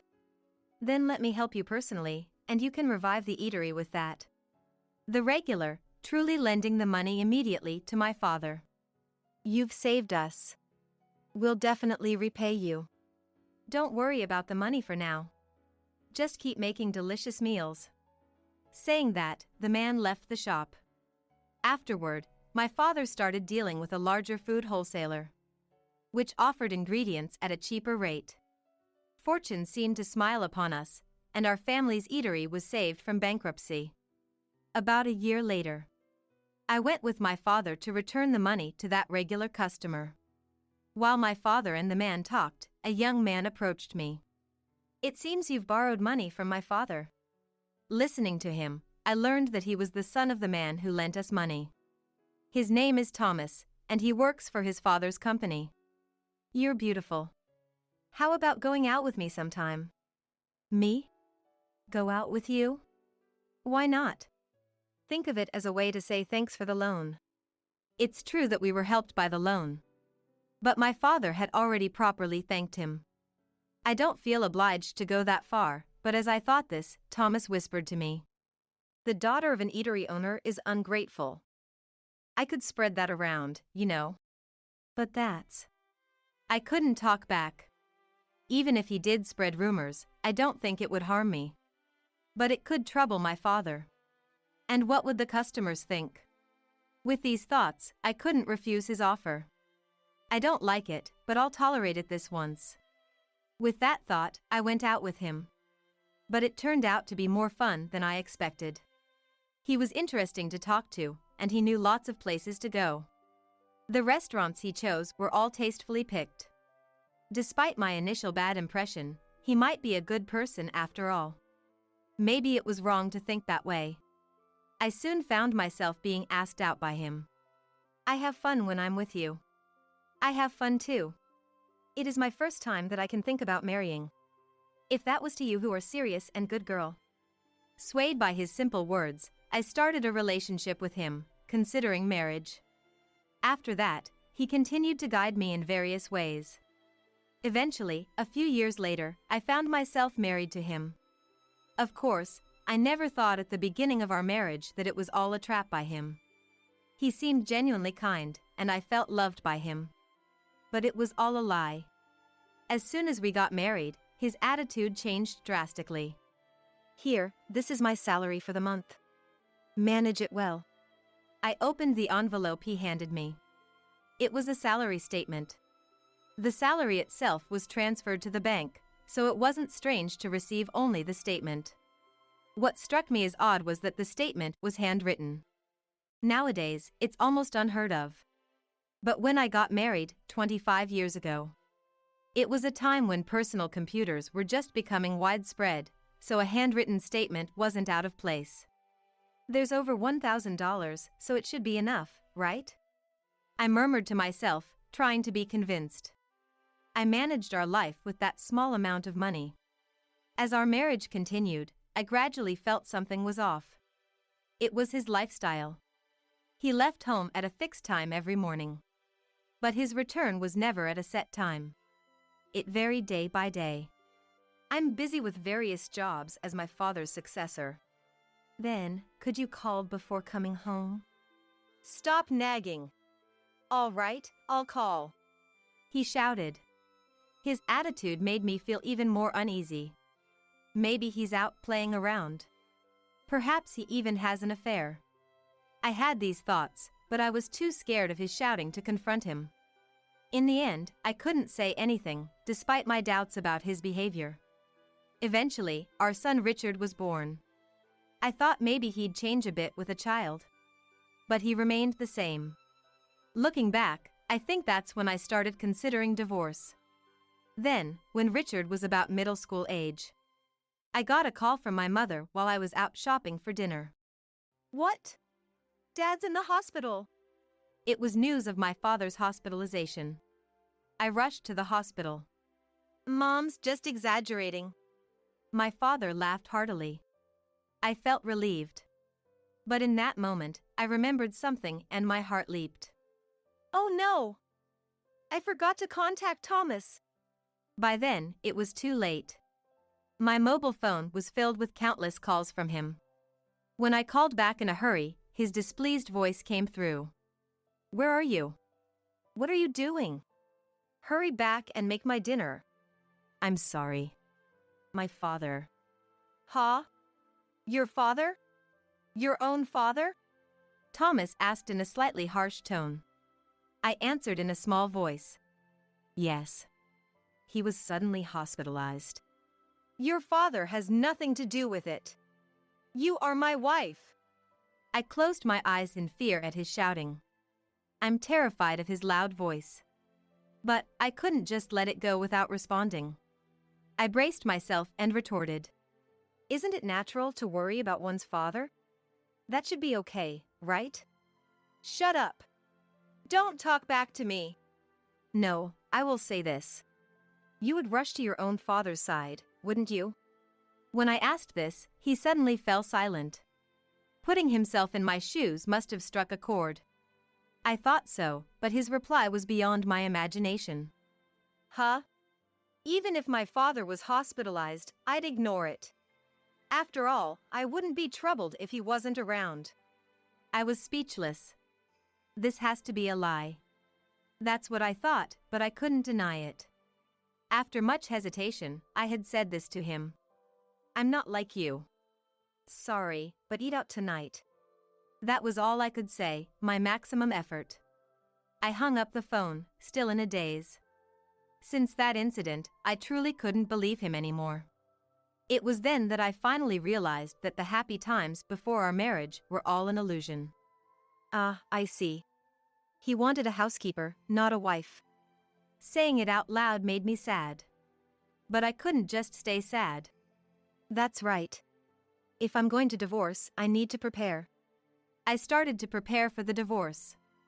And then, a few years passed. This time, Thomas's father, Joseph, was hospitalized. And his condition was quite serious. He might not be able to leave the hospital, the doctor had said. I relayed Joseph's condition to Thomas. But Thomas remained unbothered. Does it mean it'll cost money? It's not the time to worry about money, don't you understand? I get it. I'll talk to my brother. Thomas contacted his brother James. James is married but doesn't have children. So Thomas suggested to James that he might be able to bear the hospital expenses. Can you pay for it? We have Richard and Elizabeth, and it's tough for us. He spoke as if it was someone else's problem. It reminded me of the time my father was hospitalized. It seemed he really didn't care about Joseph. I couldn't take it anymore. Enough. I'll figure something out and pay for Joseph's hospital bills. Don't forget what you just said, Thomas shouted.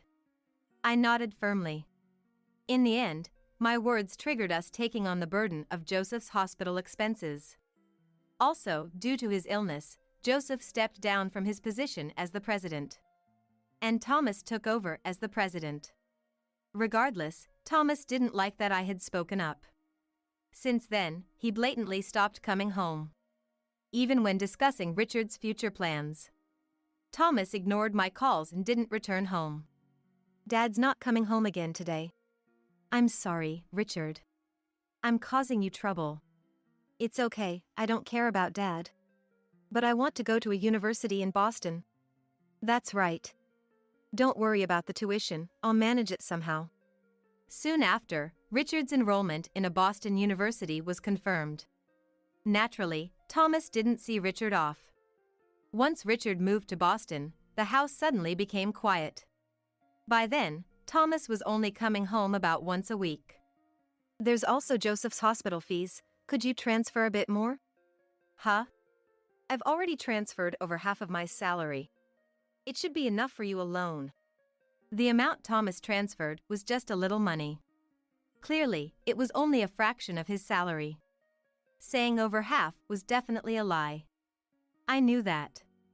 But I didn't have the energy to complain. Years passed, and I received news that Richard had found a job. Richard has got a job now. It's probably a good time to talk about divorce. In these years, I had prepared for the divorce. It was just a matter of timing. When and where should I say it to avoid any trouble? Such thoughts constantly occupied my mind. It's not even about not wanting to cause a scene. I laughed at myself sarcastically. Then one day, I had been to visit Joseph. After chatting with Joseph as usual, I returned home. Reaching the entrance, I was startled. For some reason, the front door was unlocked. Could it be a burglar? Tentatively, I peeked inside the house. Then I heard the sound of the TV and Thomas's laughter coming from the living room. So Thomas was home. Relieved, I entered the living room. There, Thomas was watching TV, laughing loudly. You were home. Yeah, I thought I'd tidy up the house a bit. Tidy up? His words made me look around. On closer inspection, some items in the room were missing. Wait, it looks like some things are missing. Yeah, I threw them out. Your stuff. Threw out? My things? Shocked, I hurried back to my room. The room was empty. No computer, no TV, not even my favorite cup. Even the bed was gone. What's the meaning of this? I don't need them anymore, so I threw them out. Don't need them? What am I supposed to do now? I shouted, and Thomas frowned. Then he looked away and sighed. I guess. I'm tired of supporting you. What are you saying? I'm your wife. I retorted, and Thomas seemed irritated. He suddenly raised his voice. Do I have to spell it out? Stop leeching off me, you useless thing. For over 20 years, I believed I had devoted myself to my husband, Thomas. Yet, this is what Thomas really thought of me. I wasn't leeching off him. I was merely devoted to him. But I can't put these thoughts into words. As my strength drains away, he continues. Now that Richard is a working adult, you've got no reason to leech off me, right? But... quiet! I don't want to hear your excuses. He raises his voice. Oh, I can't do this anymore. My feelings will never reach him. At that moment, I hear something snap inside me. It's the sound of the thread of love that connected our hearts, breaking. At the same time, my feelings for him begin to fade. We were husband and wife until just now, but now he feels like a stranger. He had been using me from the start. He never loved me. Otherwise, he wouldn't blatantly cheat and try to kick me out. I don't care what happens to such a man. No, I must bring him down thoroughly. With my mind made up, I lift my face and stare intently at him. What? Got a complaint? None. If you want me out, then I'll leave as you wish. I slammed the living room door shut, heading to my room. But there was nothing of mine left. Don't bother looking. I had the garbage collectors take everything away. Which company did you use? The flyer is right there. That's the one. I picked up the collector's flyer from the floor. As I called the number, I told him, "I'll make sure you regret this." Saying that, I left the house. Soon the call connected. I explained the situation, and they understood immediately. Apparently, they had sensed something off about his behavior. The garbage collectors had kept everything as it was when they picked it up. "I'll be there shortly. Thank you." I thanked them politely and hung up. Afterward, I visited the collector's location. I expressed my gratitude and had them move my belongings to a newly rented storage unit. I was relieved to find my belongings safe. He shouldn't think I'll just let this go. Grinding my teeth, I called Richard. I briefly explained the situation and then said, "So, I've decided to move out, considering a divorce. Richard, prepare yourself, okay?" "Oh, okay. Bye." Richard quickly ended the call. He seemed scared of me. Was I that angry? I wondered, storing my mobile phone in my bag. Then I headed to a nearby business hotel. Actually, I had already decided where to move. The reason was simple. I was planning to discuss divorce with Thomas soon. Divorce and then move there. That was my plan for starting a new life. Well, it's just a bit earlier than planned. Honestly, I wasn't in trouble. It was just moving things forward by about 2 weeks. 2 weeks in a hotel. What a waste. Can't be helped. But as a housewife, I couldn't help but think it wasteful. Maybe I should bill him for this hotel stay? Well, whatever it is, brace yourself, Thomas. I muttered and then started working on my post-divorce plans. About 10 days into my stay at the business hotel, Thomas called me during lunch. As soon as I answered, Thomas raised his voice. "You took my money." "What are you talking about?" "Don't play dumb. It's about Dad's hospital bills. The hospital just called asking for payment." "Oh, that's what he's talking about." I sighed as I replied. "You should be the one paying, shouldn't you? I'm no longer related to this, having been kicked out. You've been receiving living expenses from me. It should have been paid from there." "Yes, that's true." "But isn't the debit card for that bank account with you now?" I retorted calmly. However, I knew there was no money in that bank account. That's why I couldn't stop laughing. "I have the debit card, but there's no money in it. That's why I'm saying you took it." I didn't take anything. "Don't lie. Who else could use it?" Didn't he realize that he had transferred too little? I replied in disbelief. "It was just too little money from the start.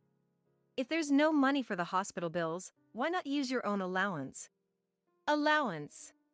He started to panic, visibly confused. It seemed he thought I was unaware. Since the beginning of our marriage, he had been giving me handwritten salary statements. It was to hide the fact that he was siphoning off a portion of his salary.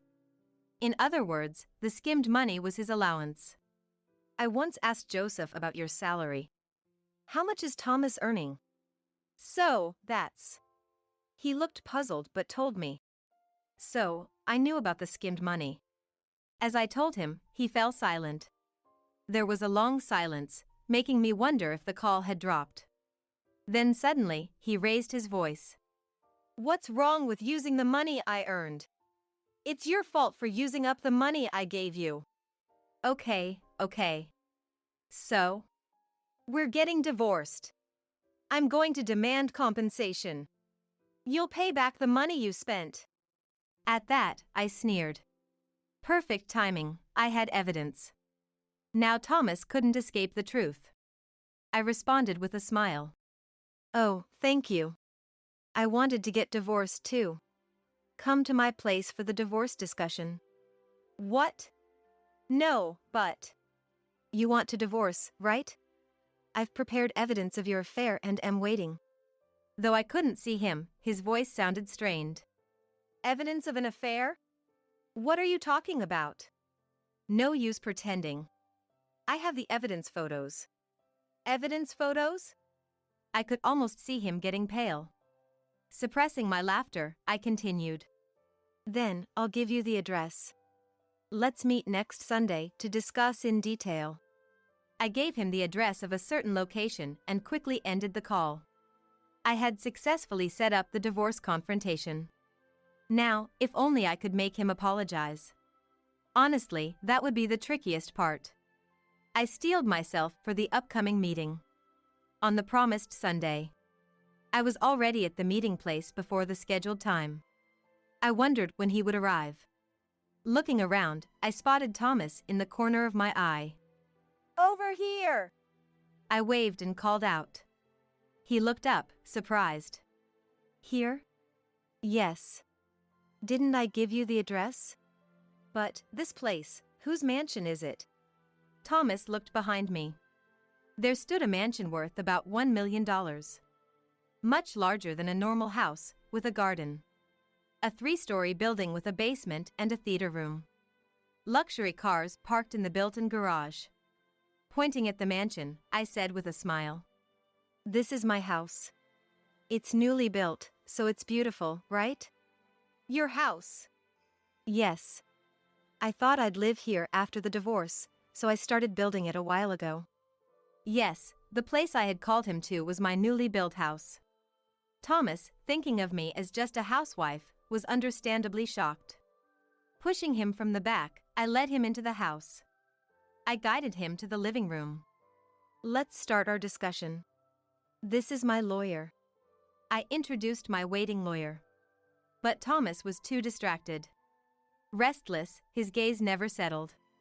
He kept looking around, not even trying to see the evidence photos of his affair on the table.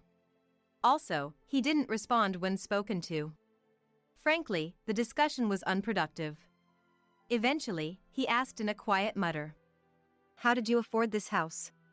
While thinking, is that what you're curious about? I answered.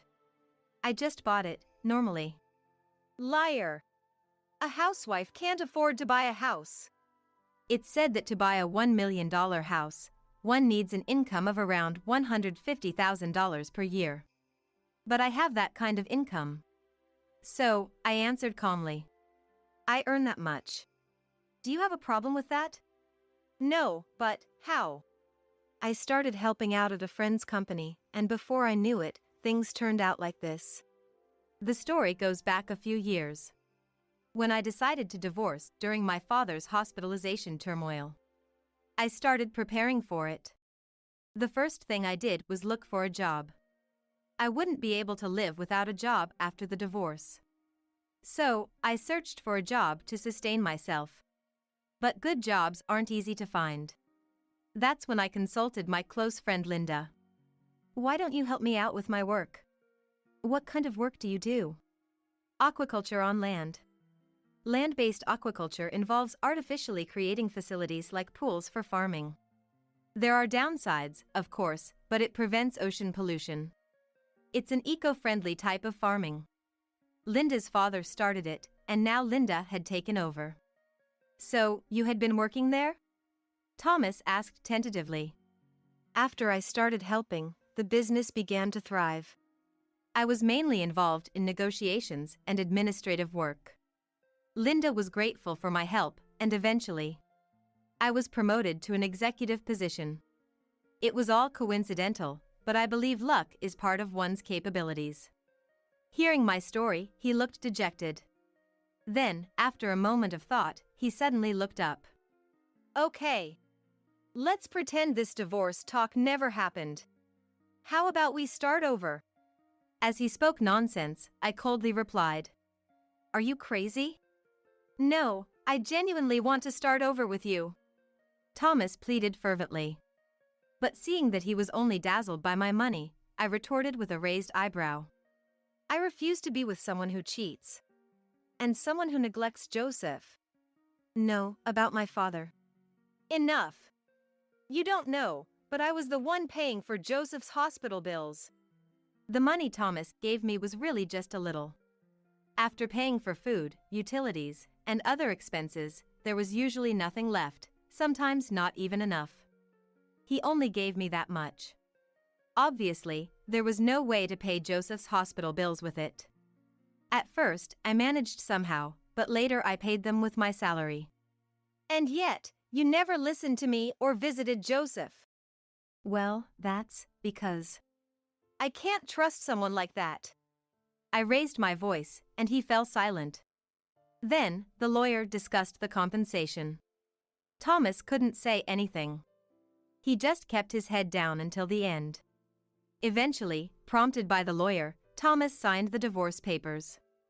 The compensation was set at $30,000. So, now that the divorce is settled, you'll pay Joseph's hospital bills. Ah. Thomas nodded reluctantly. At least he didn't argue. I felt relieved. Finally, I sent him away, as if chasing him out. It's over at last.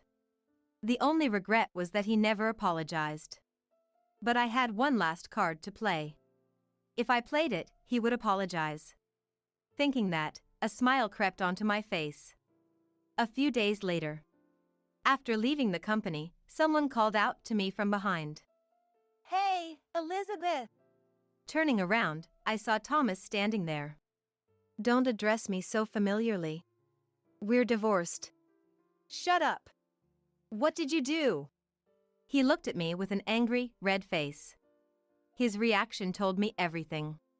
Ah, he must have heard that news at the company. I smiled and responded.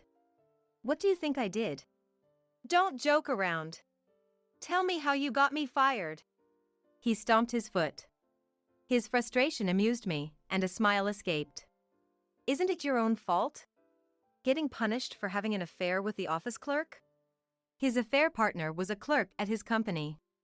Apparently, he did whatever he wanted because he was the president. After deciding to divorce, I reported the matter to Joseph. While Joseph regretted our divorce, he was furious about Thomas's actions. When I showed him the affair evidence photos, Joseph became even more angry. Then he said to me, I want to transfer all my company shares to you. To me? What about Thomas's brother? No, to you. Use them to dethrone Thomas from his position as president. That was Joseph's plan. His company is a corporation. For a president or any executive appointment, a shareholders' meeting resolution is necessary. Of course, it can also be decided by a board of directors resolution. However, Joseph's company isn't very large. He holds most of the issued shares. This means that as a shareholder, he could make decisions alone. But it's common for small company presidents to hold the majority of shares. If I inherited all of Joseph's shares, I could exercise the voting rights alone. Nevertheless, Thomas's dismissal wasn't my decision. I informed James about acquiring the shares, and only reported Thomas's affair. The rest was up to James' judgment. James was considerate.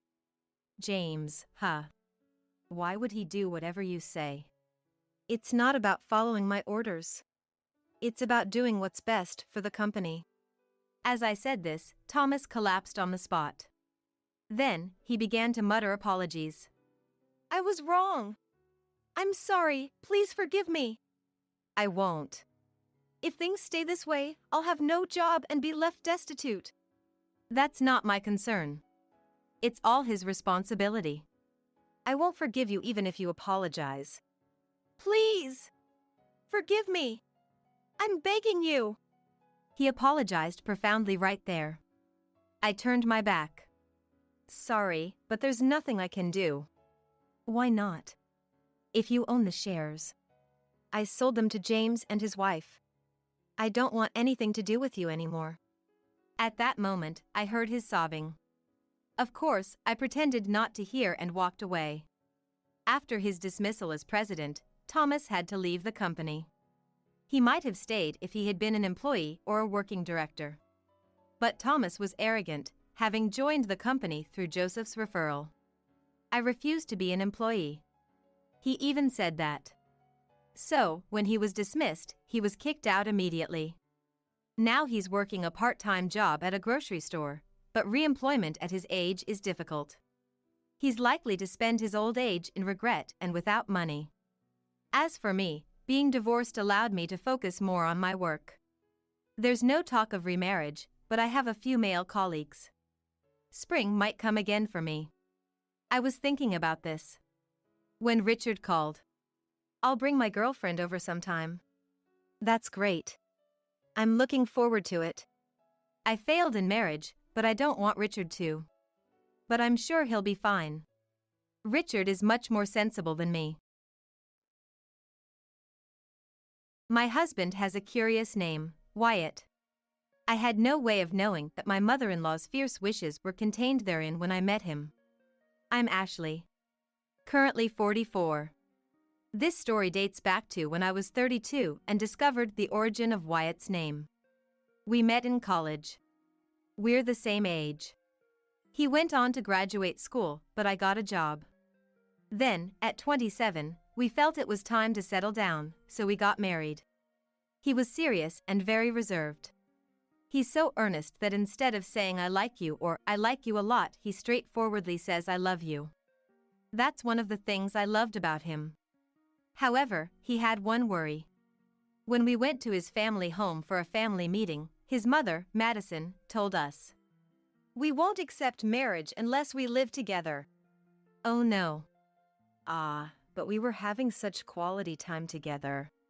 When I said this depressedly, he said, "Then how about a runaway marriage?"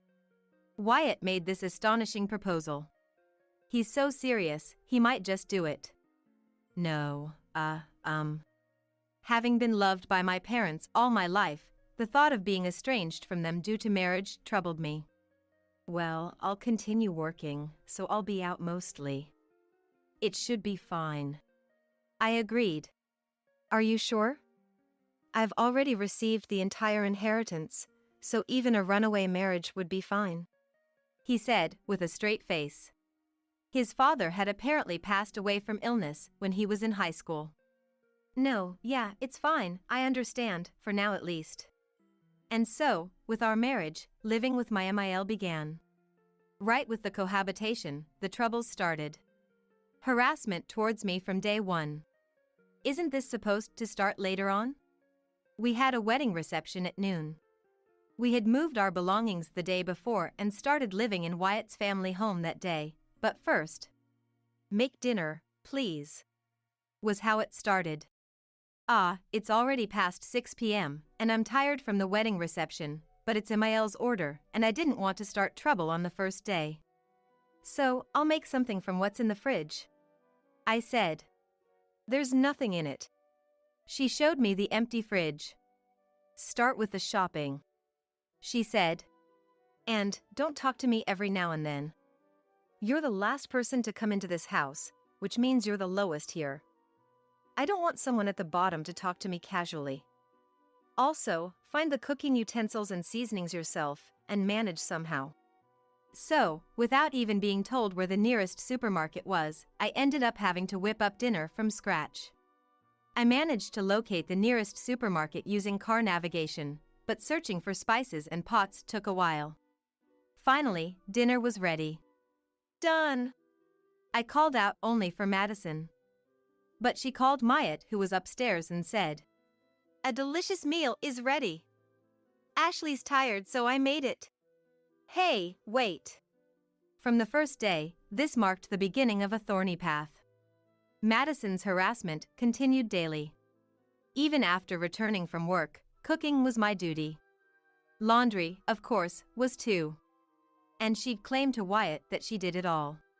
Her constant remark was, "You're not even family to me. You come from another home, so you don't know the rules here. Look, even the way you fold this towel is wrong," she said. "Could you teach me how to fold it, then?" When I humbly asked, "Why should I teach someone who's not family, someone from another home?" she'd retort. Hearing our loud exchange, "What's going on?" Wyatt would come down from upstairs to the washroom. I started to say, Madison was complaining about the way I fold towels. But, "Wally, listen! She's complaining about the way we fold our towels." Hanging onto Wyatt's arm, she raised a cry that sounded almost like sobbing. Reflexively, I was surprised and let out a strange sound like what? Such hollowness and blatant lies. Enough, this person isn't worth talking about, I'll ask Wyatt directly. I thought, shaking with anger. Just show me how to fold the towel. My voice laced with irritation. Well, if you pick it up from the folded edge, it unfolds, so. I think the folded part should face this way. I never really paid attention. He demonstrated how he folded the towel and placed it. Make sure you follow that, Madison shouted. but I think you should fold it however you like. That's what I think, Wyatt said, then added. Let's not shout about something like this. With that, he left. Then, You just tried to snitch. You're not even a family member. she confronted me with a fierce look. Snitch. I hadn't heard that word since middle school. And honestly, this kind of bullying, no offense, felt like something a middle schooler would do. I held back my anger. Madison's unfairness was clear, so naturally, I told Wyatt about it. Got it. I'll talk to Mom, He said while folding the newspaper he was reading. I said, but then she'll just say I'm snitching again. Feeling down. Seeing this, he replied. No, but I've realized that Mom has been a bit too harsh on you. And just held me in his arms. One day, amidst Madison's relentless harassment, an incident occurred. A call came from the neighborhood supermarket. Your mother tried to leave the store without paying for the items. Is that Madison a shoplifter? I was at work, but our home phone was set to forward calls to my mobile, so I was immediately aware of the incident. Of course, Wyatt was at work too. I left work early to pick her up. There in the supermarket manager's office sat the manager and Madison. Madison, what have you done? It was such a shock that I burst through the door and confronted her directly. She snapped back. You're not family, go away. She kicked a chair in front of her and turned her face away, spitting the words out. What? It was her usual line, but I was speechless that she'd use it even in such a situation.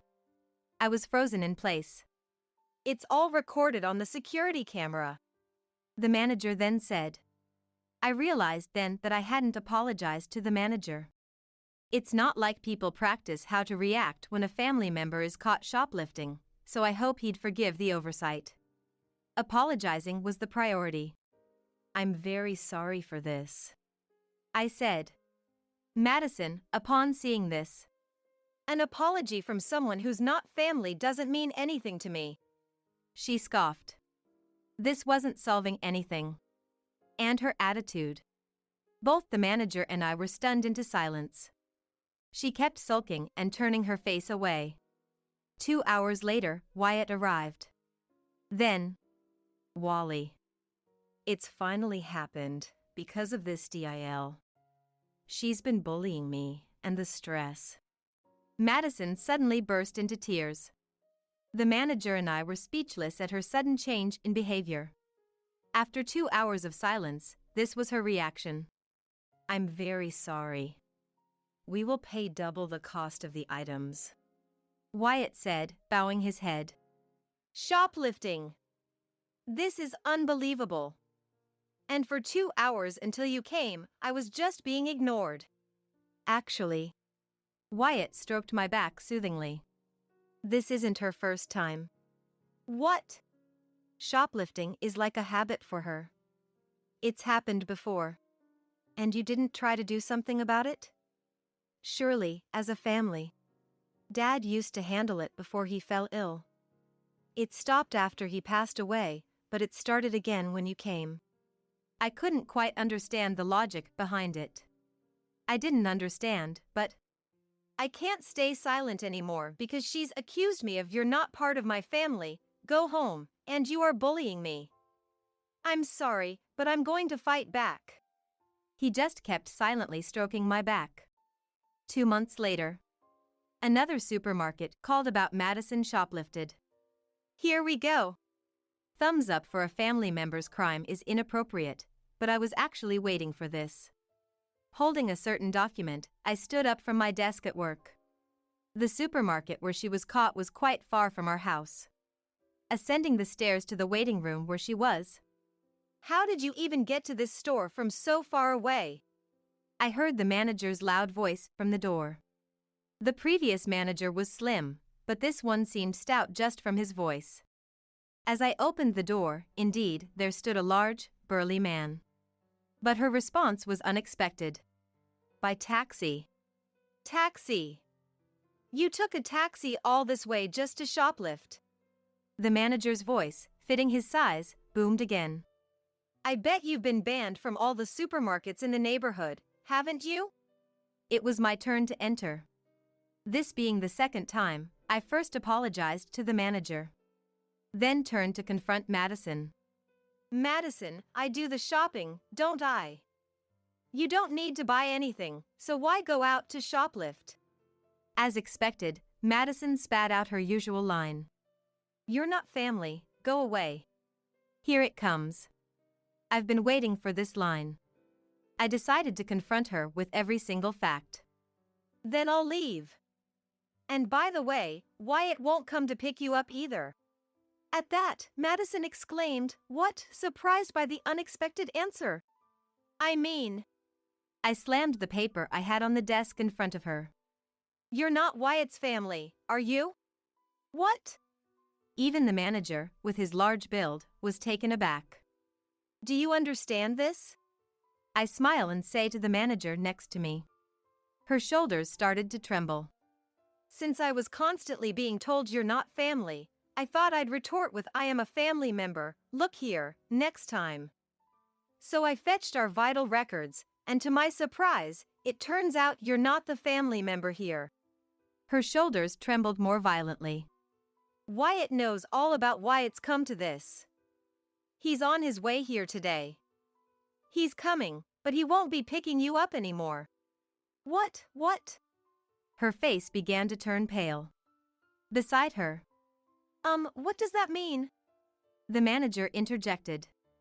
Being a stranger and moreover dealing with a shoplifter, he probably didn't want to get involved, but even as an outsider, this not a family member though a mother was too intriguing to ignore. Well, you'll understand when Wyatt arrives, I declared confidently. On the evening I fetched the vital records and learned the truth, I asked Wyatt what it all meant. My birth mother was. That's when he revealed the truth to me. She passed away when I was in elementary school. The vital records corroborated this.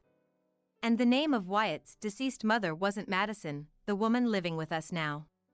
Why didn't you tell me? I had to ask, genuinely puzzled. I told you I inherited everything, right?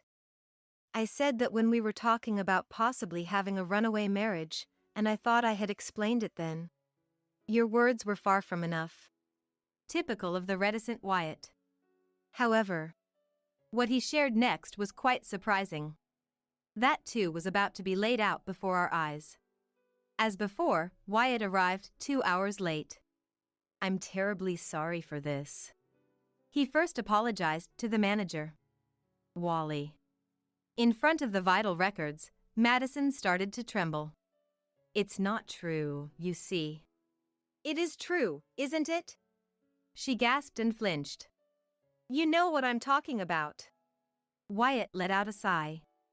Then he began to explain again, intending Madison to hear as well. The most pitiful was the manager, forced to listen to the burdensome family issues of others after dealing with shoplifting, but he sat quietly and listened. The content was nightmarish, but no doubt intriguing. My birth mother passed away when I was in elementary school. As you can see from the house, we were wealthy, and we had a live-in housekeeper. That's her. She was the housekeeper. Her true identity revealed. She harassed my mom quite a bit. Perhaps she thought a child wouldn't understand, but I grew up witnessing it all. She constantly bullied Mom with "you're not family" and "you don't know the rules of this house because you come from another home," yet she never taught the rules. Mom was tormented by this until her death. From the first day of marriage, she was bullied relentlessly. When I was born, desperate for hope, she named me Wyatt, wishing me to be strong and brave. Wait a minute. Madison interrupted. I I took care of you since you were in your first year of high school because Albert, before he passed, told me to look after Wyatt. I've been caring for you dearly ever since. Dad indeed mentioned she will be like a mother from now on before he passed. He also said my inheritance was partly as a caretaker's fee for you. The rest became mine. That's why I've been calling you Mom. But Dad knew you were bullying my real mom. I directly heard and saw him reprimanding you several times. Each time, you cried and claimed Mom was lying and belittling you. When Mom passed, Dad, already frail, regretted relying on you for the mansion and me. Before he died, he told me, avenge Samantha. Wyatt spoke calmly. To which, That's not true. That's not. Madison cried out. I raised you like a natural child. He responded. Like a natural child. He laughed. Wyatt, usually so reserved and not very expressive. It was the first time I saw him laugh in such a cold manner. While Mom was alive, you claimed her cooking as your own. After she passed, you bought deli items, claiming you made them. I remember you washing containers. Now, you claim Ashley's cooking as your own. How can you keep lying about something as obvious as who made the food? Is lying to your natural child a part of being a mother? The person we thought was Madison hunched over, trembling. Had she not realized we knew? Wyatt continued. When you said you wouldn't approve the marriage unless we lived with you, I seriously considered a runaway marriage. You probably thought, with Dad's small inheritance gone, you needed me as a new golden goose. From our perspective, you're a complete stranger. If the house was gone, so would you. But then Ashley agreed to live together. She was loved by her parents, and I, despite being served deli items, was grateful for your care from my first year of high school to grad school. Even if you were living off Dad's inheritance. Once married, Ashley was forced to cook and do laundry, and you claimed it was your work. You're not family. You come from another home, so you don't know our rules. You bullied her just like Mom, without teaching the house rules. Seeing this, I decided to corner you thoroughly. Dad's will stated she will be like a mother from now on and avenge Samantha. I found a way to fulfill these seemingly contradictory requests. From my first year of high school to grad school, 9 years. I've supported you financially, even lived with you after marriage, but today marks the end of those 9 years. Regardless of the circumstances, today ends my gratitude for you acting as a mother. And as for avenging, that starts today. From today, I'll no longer recognize you as family. Naturally, as a stranger, you'll also need to leave the house. Wait, just wait a minute, really. Dad never married you because of all this. Wyatt stated firmly. A moment of silence followed. Wyatt must have been carrying various burdens since Samantha's passing. Today, everything was about to change. But I couldn't let the pressure of this change defeat us, so I gave his back a firm pat. Hey. He turned around. Samantha might have been tormented by this person, I said, pointing again at the vital records. But I won't fall ill. I won't be brought down by this. And I'll make you happy, compensating for the loss of Samantha. Just leave it to me. Wyatt cracked a gentle smile. The kind I hadn't seen before. So, Madison, or rather the stranger she truly was, ended up taken away by the police, as no one would take her in. It seems she was detained for a while. Later, she did come back, begging to be let in, but Wyatt resolutely refused to open the door. Being a habitual shoplifter, with no nearby supermarkets left to use, Madison moved far away. We received a message from her about her move and sent her belongings, postage due, to a very distant place, 3 states away. Years passed since then. We now have 2 children, and our life is serene. The reason I'm recounting this story now is that yesterday Wyatt suddenly started speaking out of nowhere. By the way, he said. There was another reason behind my name, He prefaced, it's probably not a big deal. then started his story.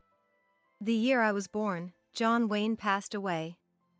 Dad, a fan of westerns, wanted to name me John, but Mom, who had her quirks, didn't want to settle for just John.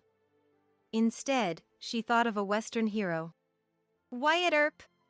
I burst out laughing. That must have been the main reason for the name. I just love this natural side of Wyatt. A quiet man doesn't have to be boring. With Wyatt and our children, our life ahead holds no tears. Only smiles for tomorrow.